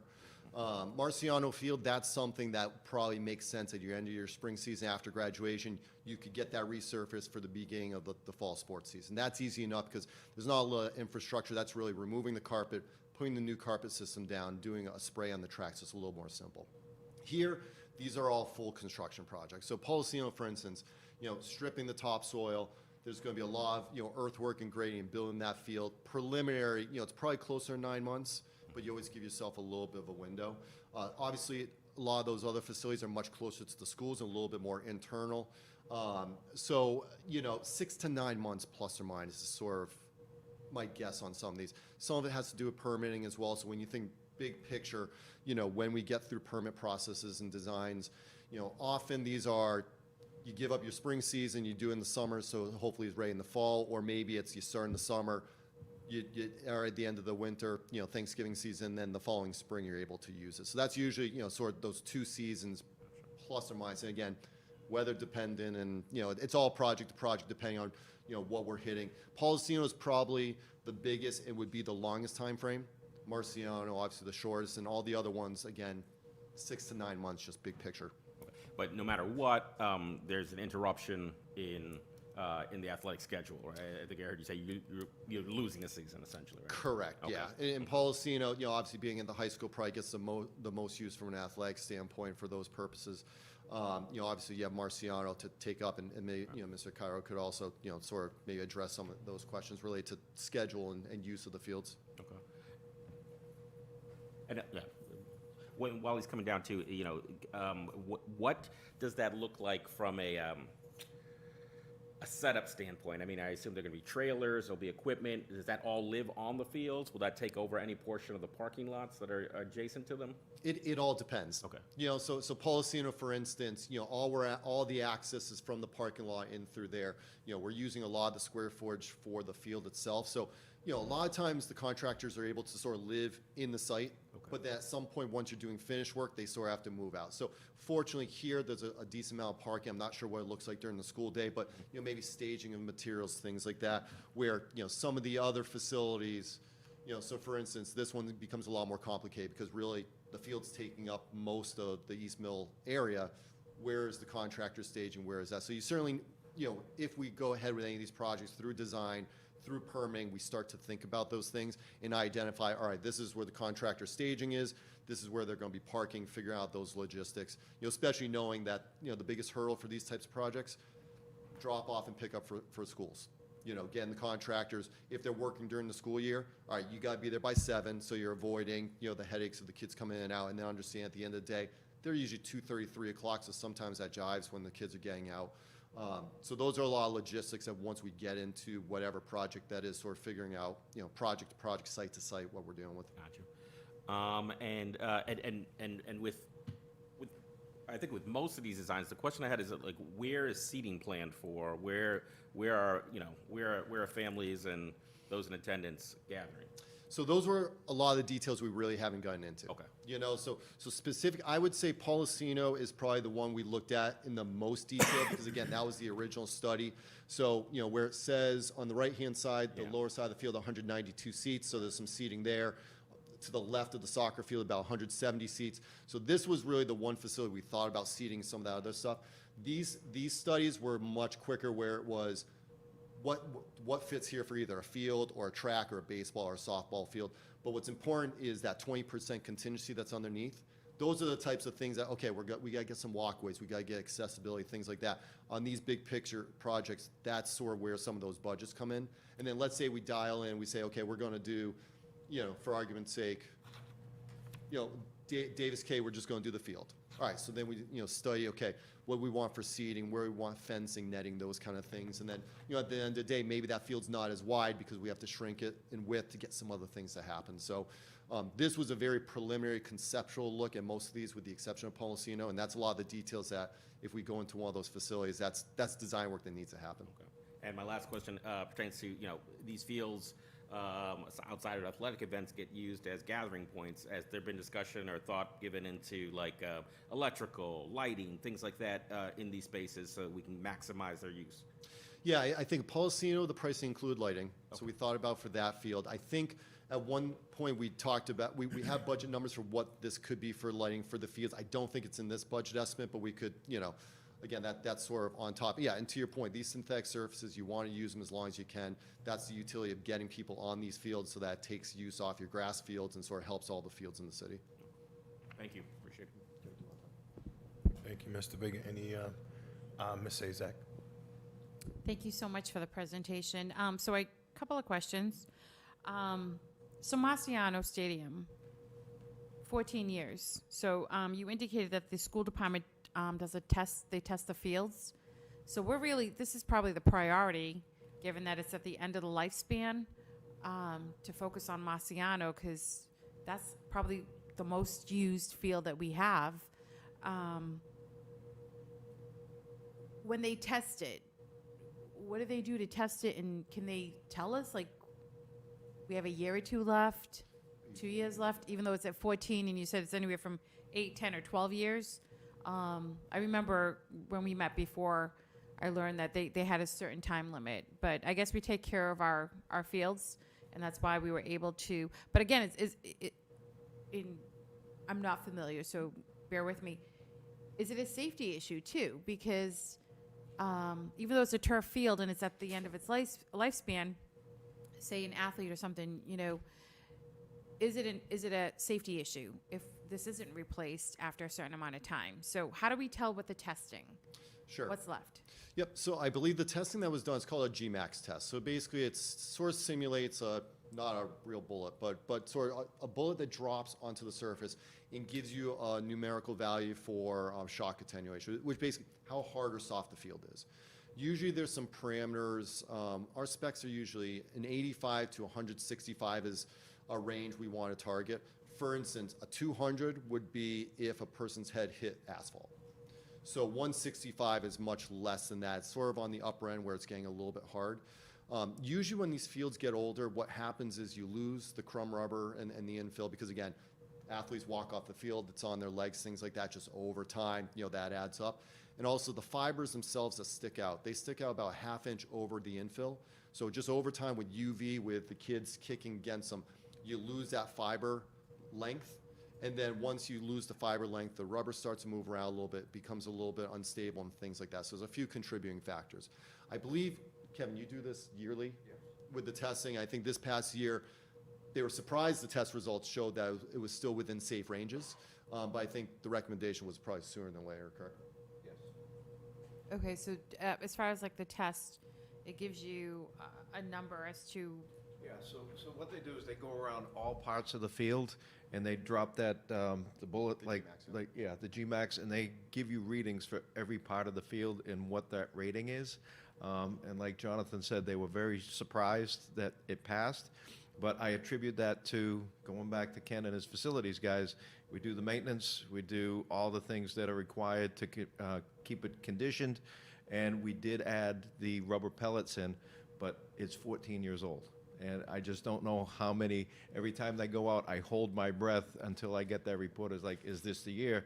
Because there have been schools in the area that waited and waited, and when the GMAX test comes out, you can't put kids on there because it's just too dangerous. And I don't want us to get to that point where right before football starts and we're done with Brockton after dark, we bring the GMAX out and then we can't put anybody out, and then we're in scramble mode trying to reschedule all of our games.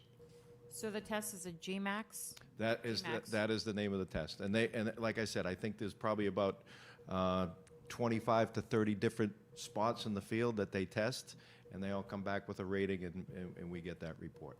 I mean, obviously, there's areas of the field that are high traffic areas. There's high compared to- traffic areas for soccer, the corners, the middle for football. So every part has a little bit of a different rating. So, I mean, that's where my concern is it's at 14 years, and this is something, I know this is like a dream over the next quite a few years. If we're able to do this, these are beautiful plans, but as far as Marciano Stadium, I mean, that's a highly used field. That's where my focus would be immediately, especially knowing that it's at 14 years, and we need to somehow plan on this. And then you mentioned, one of the gentlemen mentioned that, so as far as getting this replaced, this is easier because you're replacing a turf field already existing Right. with a new turf field, so it's not like from Right. scratch. So the turnaround time would be less as far as maybe right after school ends, you wouldn't have use of it for the summer. So this is something we'd have to plan out for the whole, not having that field for other sports and different events that we have. I know our band uses it. It's not just sports. Different groups within Brockton Public Schools use that field throughout the summer. So it's something we should really look into planning ahead of time, especially where it's at the 14-year mark. And we just want to. So and I don't mean to put you on the spot. So this GMAX rating. So can it just are we okay, or is it at the? It's We critical. are- We got to really We're this close to not passing. So I mean, can, if you take a look at the numbers in the report, and the gentleman that did it came out and he says, for 14 years, I'm shocked, but it's inevitable that it's going to fail. Even with all the maintenance and all the upgrades and all the things that we've tried to do to stay ahead of it, it's just the time. okay, and excuse my ignorance when it comes to this, but so does the weather affect the turf field? So if we do have a rough winter, No. well, it won't affect the turf field. And Just that's the different beauty. climate? And that's the beauty of turf, is that we've had snow, we've plowed it off, and you can play the next day. Where with grass, I mean, you're at the mercy of Mother Nature. I meant more of wear and tear, No. getting that GMAX number. If we had a rough winter, would it affect that? Okay. No. Perfect. All right. Thank you so much. Okay, of course. Thank you. Mr. Gomes? Thank you. I think these are some great designs. I would definitely love to see a bit more details. As you mentioned earlier, some sitting ideas, lighting, things like that. Also, the cost associated with those. It would be good just for me to know. I guess this is just for me to get more information. If these were to happen, we approved all of them, would they be phased? For instance, we start, let's say, with Marciano over here, and then we move on to the other fields and phase them out, or how would that take place? I think that if this all came together, we would just have to prioritize what project wanted to be done first. And I mean, going back to what Joyce said, I think that Marciano Stadium would be, I mean, selfishly, for me, it would be my priority number one, just because, I mean, it's the only turf field in the city. And so many people use it, and it needs to be done. And then we would have to just sit together and say what makes the most sense to do the next project. And I would think over this it would probably, you're looking at a 3 to 4 year project to get everything done if it did get to that point.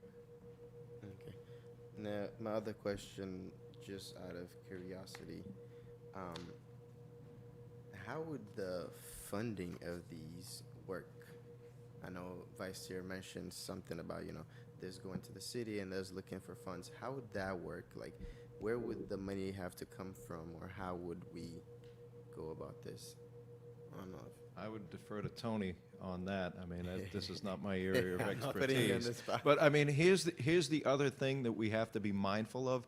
I know that this is a big number to take a look at, but there are so many organizations and AAU teams and travel teams that need places to play. And if we can provide something for them, we can charge rent. I mean, I live in Weymouth, and I can tell you the baseball field that's there, Libby Field, it's used year-round, and they get $1,000 a game.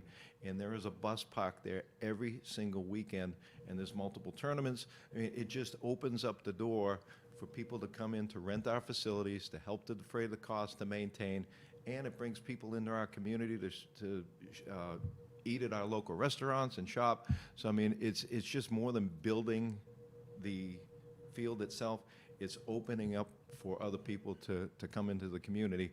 And the other thing for me, selfishly, is it's going to hopefully keep kids and families here in Brockton Public Schools rather than going to Xaverian and CM and the places that have these facilities that we, in my opinion, need desperately. No, definitely. I mean, as I said, I think these are some great designs. I'd love to see a bit more details and breakdowns, and also understand where this is coming from. But I think we can definitely put these fields to use and rent them out whenever we can. Thank you. Thank you.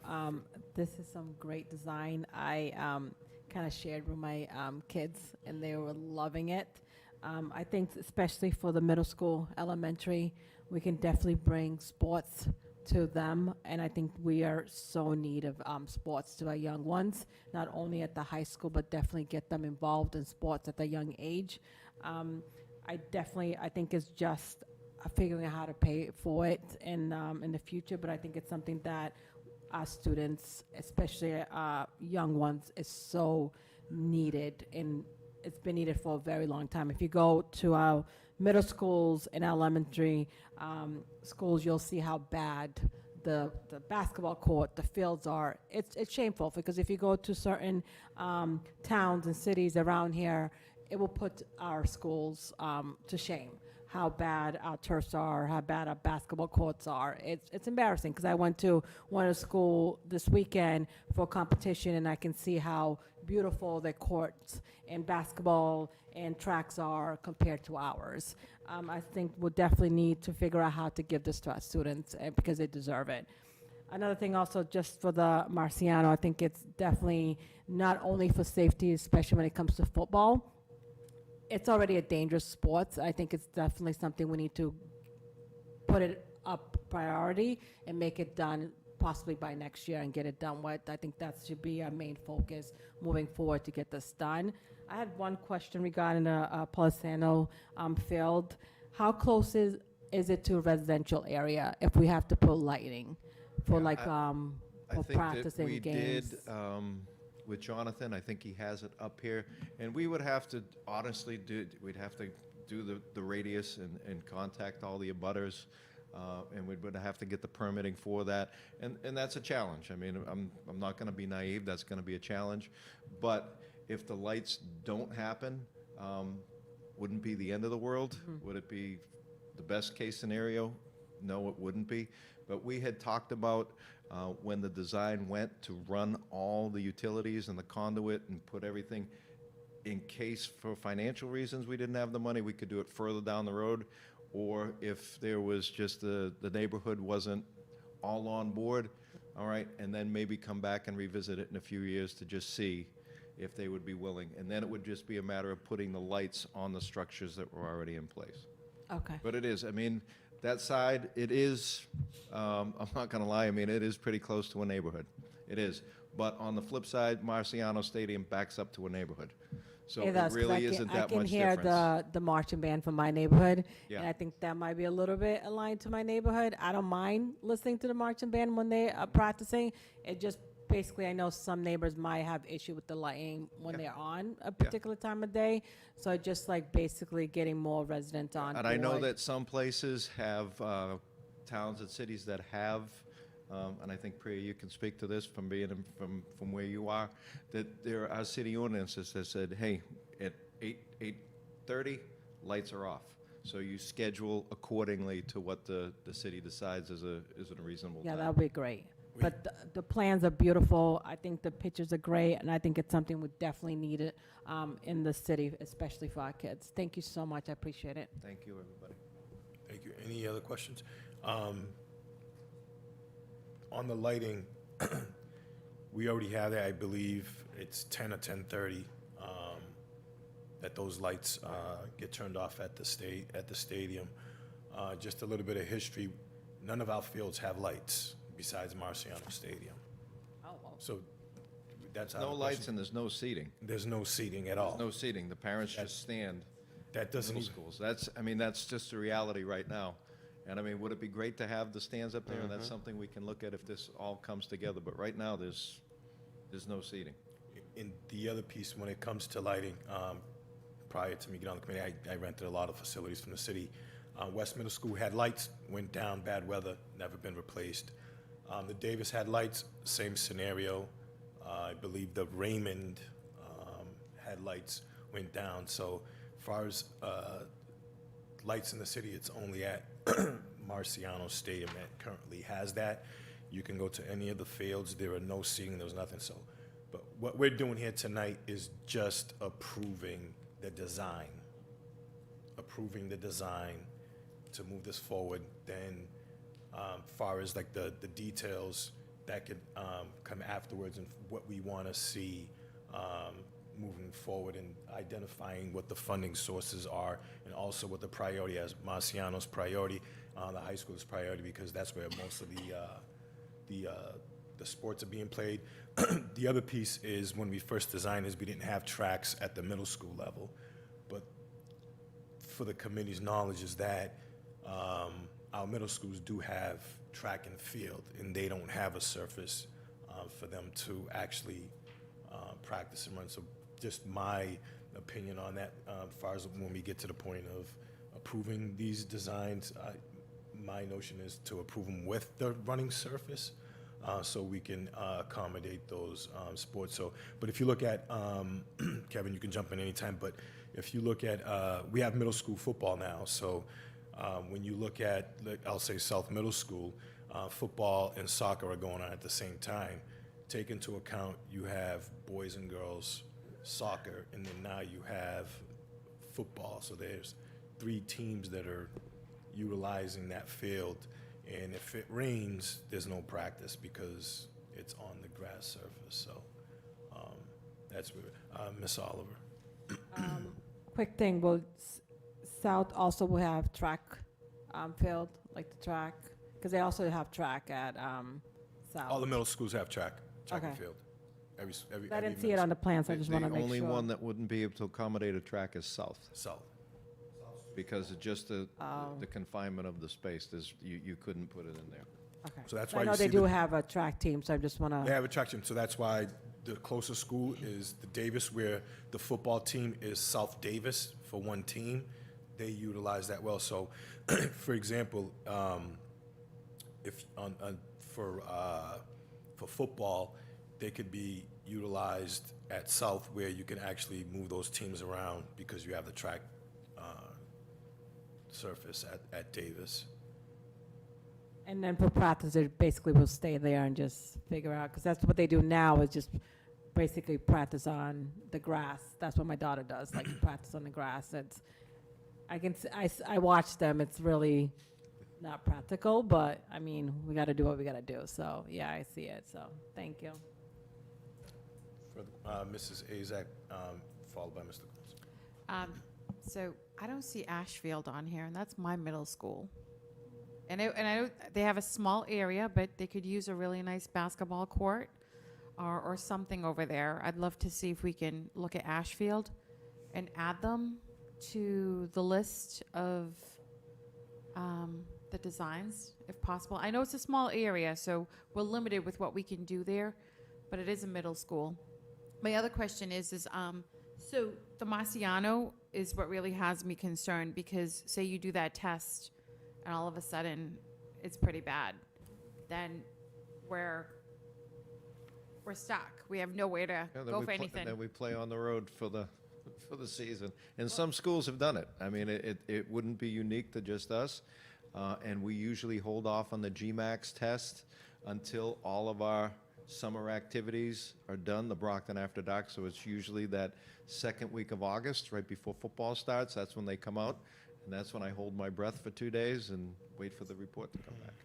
So looking on here, it says Marciano is 1.3 and some odd change for Marciano, which is, I know that sounds like a lot of money, but it is and it isn't, given that it's already an existing turf field and that just to get that. So I know we're only approving the plans, but I really think we should get the ball rolling on this and figure a funding source or see what's out there.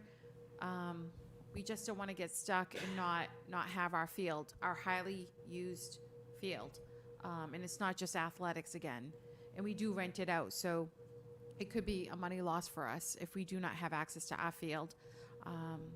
And I don't want to say if that test ever came back in a way we don't want it to come back, then we're stuck. So I'd rather than scramble last minute, I think we as a committee should start looking into this. We are at the 14 years. So I think that would be my recommendation as far as that. And then, Chair, I thought we purchased lighting.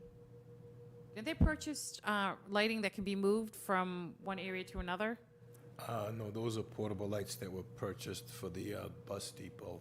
Oh, I thought they were purchased for. I'm not sure what the actual numbers were, but I know we grabbed some more lights with cameras that were on them. I can work with the facilities to identify how many lights we did, but it's not, you're gonna need, I remember renting out Bridgewater Raynham. They didn't have lights. I had to actually I had to bring in, I believe it was 8 portable lights just to light up that field. And it doesn't go that high either. So that's why if you look at some of those portable lights, they're kind of shorter than what's at Marciano. So you have to have very tall lightings in order to light the field. So, but I wouldn't recommend using a portable light near synthetic turf fields, if you know what it's, because some of them are gassed. Okay. They use fueling for them, so it's not a good combination. Thank you. Any other comments, questions from any of the members? Like I stated, we've been working on this for quite some time. This is just to approve the design. I know we have numerous schools in the city. I mean, if we can sit here and say, listen, we can design 26 fields, but that's a lot of, you're looking at over $100 million. So, but, I think the goal with this was meeting with the athletic director, what the priorities are. Obviously the high school is priority number 1. Middle schools is priority number 2, so that's where the focuses are. We're getting that done. Nothing to say that, if we can identify the schools where we want to see some improvement, working with facilities department and athletics to identify, and the superintendent, these fields, and get a design, and it's on the table, and the committee members, if this body of bodies that come in after can already have something to work with, and they can identify the funding source. So that being said, no other question. I mean, Kevin, I don't know if you have anything that you want to opine on, or Jonathan, superintendent, as far as anything or funding source. So I mean, if I was in the power of finance in the city and say, hey, listen, we got this money, but we all know what we're dealing with. But with that, I know that Marciano design's already there. It's just we're going to have a further conversation of identifying the funding source. Policy, so I would actually, Peter, so can we vote on this collectively of all the designs? I know we have different designs, or should we just vote on it each specific field? Because I know there's only 3 that has different designs. Actually, the only design is just voting in it with the track or not with, or without the track, if that's okay, Pete. Yeah, I don't think there's any prohibition on voting in omnibus fashion. Okay.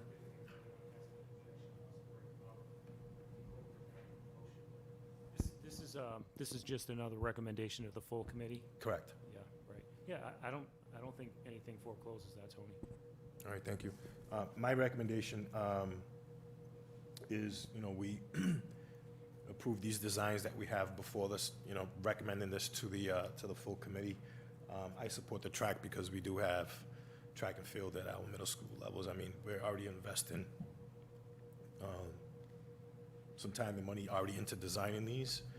I'm confident there are some donors out there that will love to help see these projects fall through, but I'll just, at this moment, I'll just entertain a motion of what is the recommendation from the subcommittee. Also, take into account, it's not just the fields. We do have 3 basketball courts that are proposed here at the high school.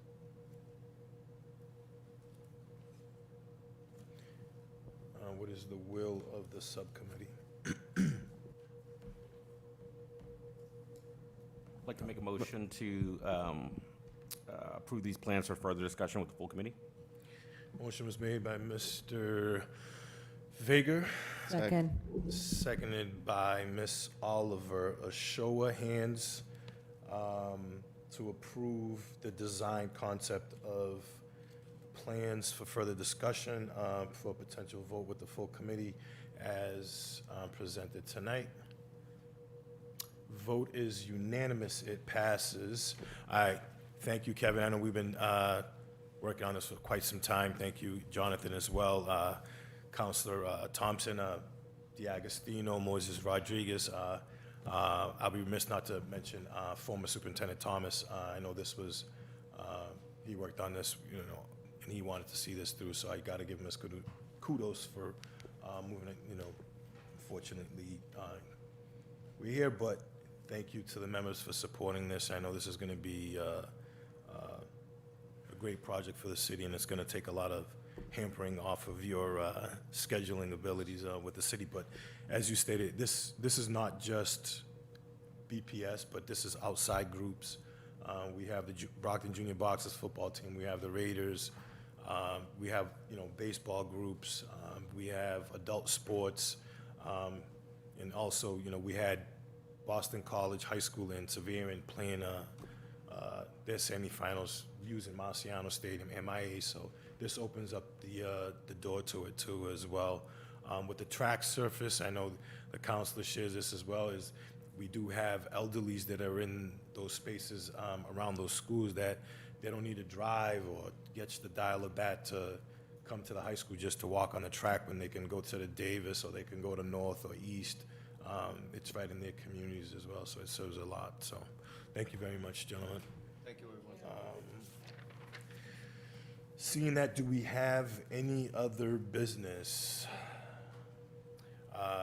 Representative Vega. I'm just going to keep this brief. I just want, I think tonight's conversation has been great. I would like to, for us to keep an eye towards the arts as well. We have world-class program here in the high school. The middle school feeds that program. So really, if we can spend a little time when we think about our long-range planning, thinking about how we renovate our art spaces as well. And also, dovetailing into the conversation, Mr. Thompson brought up a great point, and then I heard it echoed in the athletics conversation as well. I think we need to make rental updates a regular part of our facility subcommittee discussion. I think we need to make it a priority as we talk about these long-range plans and we ask ourselves questions. Where's the money going to come from? I think we need to start building our own solutions for that, and I think a more aggressive stance on our fields. I mean, we have charter schools all throughout the area that do not have anything close to what we have. There are charter school associations that would pay good money to hold their tournaments on our fields, in our buildings, and that's just one idea, right? So really, I think our body needs to figure out how we leverage, the resources that we have to help pay for the moves that we want to make. So if that can be a regular, recurring piece, I think that'll be great.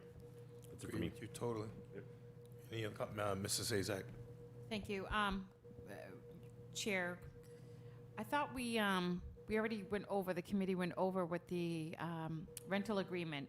And is it with the city solicitor's office? No, we updated the policy as far as liability on that. So through facilities, they're going to just update the fees as far as that, but that was already. So I know we got some recommendations. We went back and forth because I chaired it at the time. Is it Mr. Pina? Is it Linda? Yes. I apologize, Mr. Pina. So I know we were working on recommendations as far as our costs were really low compared to what it was costing us to rent our facilities. it's supposed to be a moneymaker. So if we can add that to the next agenda after the new year, again, it's a committee of a whole, so it's not like we're waiting for members to be appointed to the facilities. If we can just get that going, just so we can, I know she was getting a lot of the applications in, and I know they wanted to get that done, I think back in August, September. So there's a holdup somewhere, I'm not sure where. It could be on our part, because we turned it into a committee of a whole. But if we can, I know we went over some of the numbers, so for some of the members that were not on that committee, if we can just get whatever information we had. We'll work on that, and also, obviously, we have to take the issue up with the Boys and Girls Club, so we'll tie that all into that. So, and then the other piece too for Representative Vega, like with the arts, we do have a subcommittee, which is music, arts, and athletics. I mean, sometimes athletics takes a long time. There's a deep conversation in that. So we'll draft that up, and maybe you can chair that. So we'll move that forward. So. Seeing none, I will entertain a motion to adjourn. Motion to adjourn. Second. Motion was made by Mrs. Azak, seconded by Mrs. Oliver. Show of hands. Meeting's adjourned.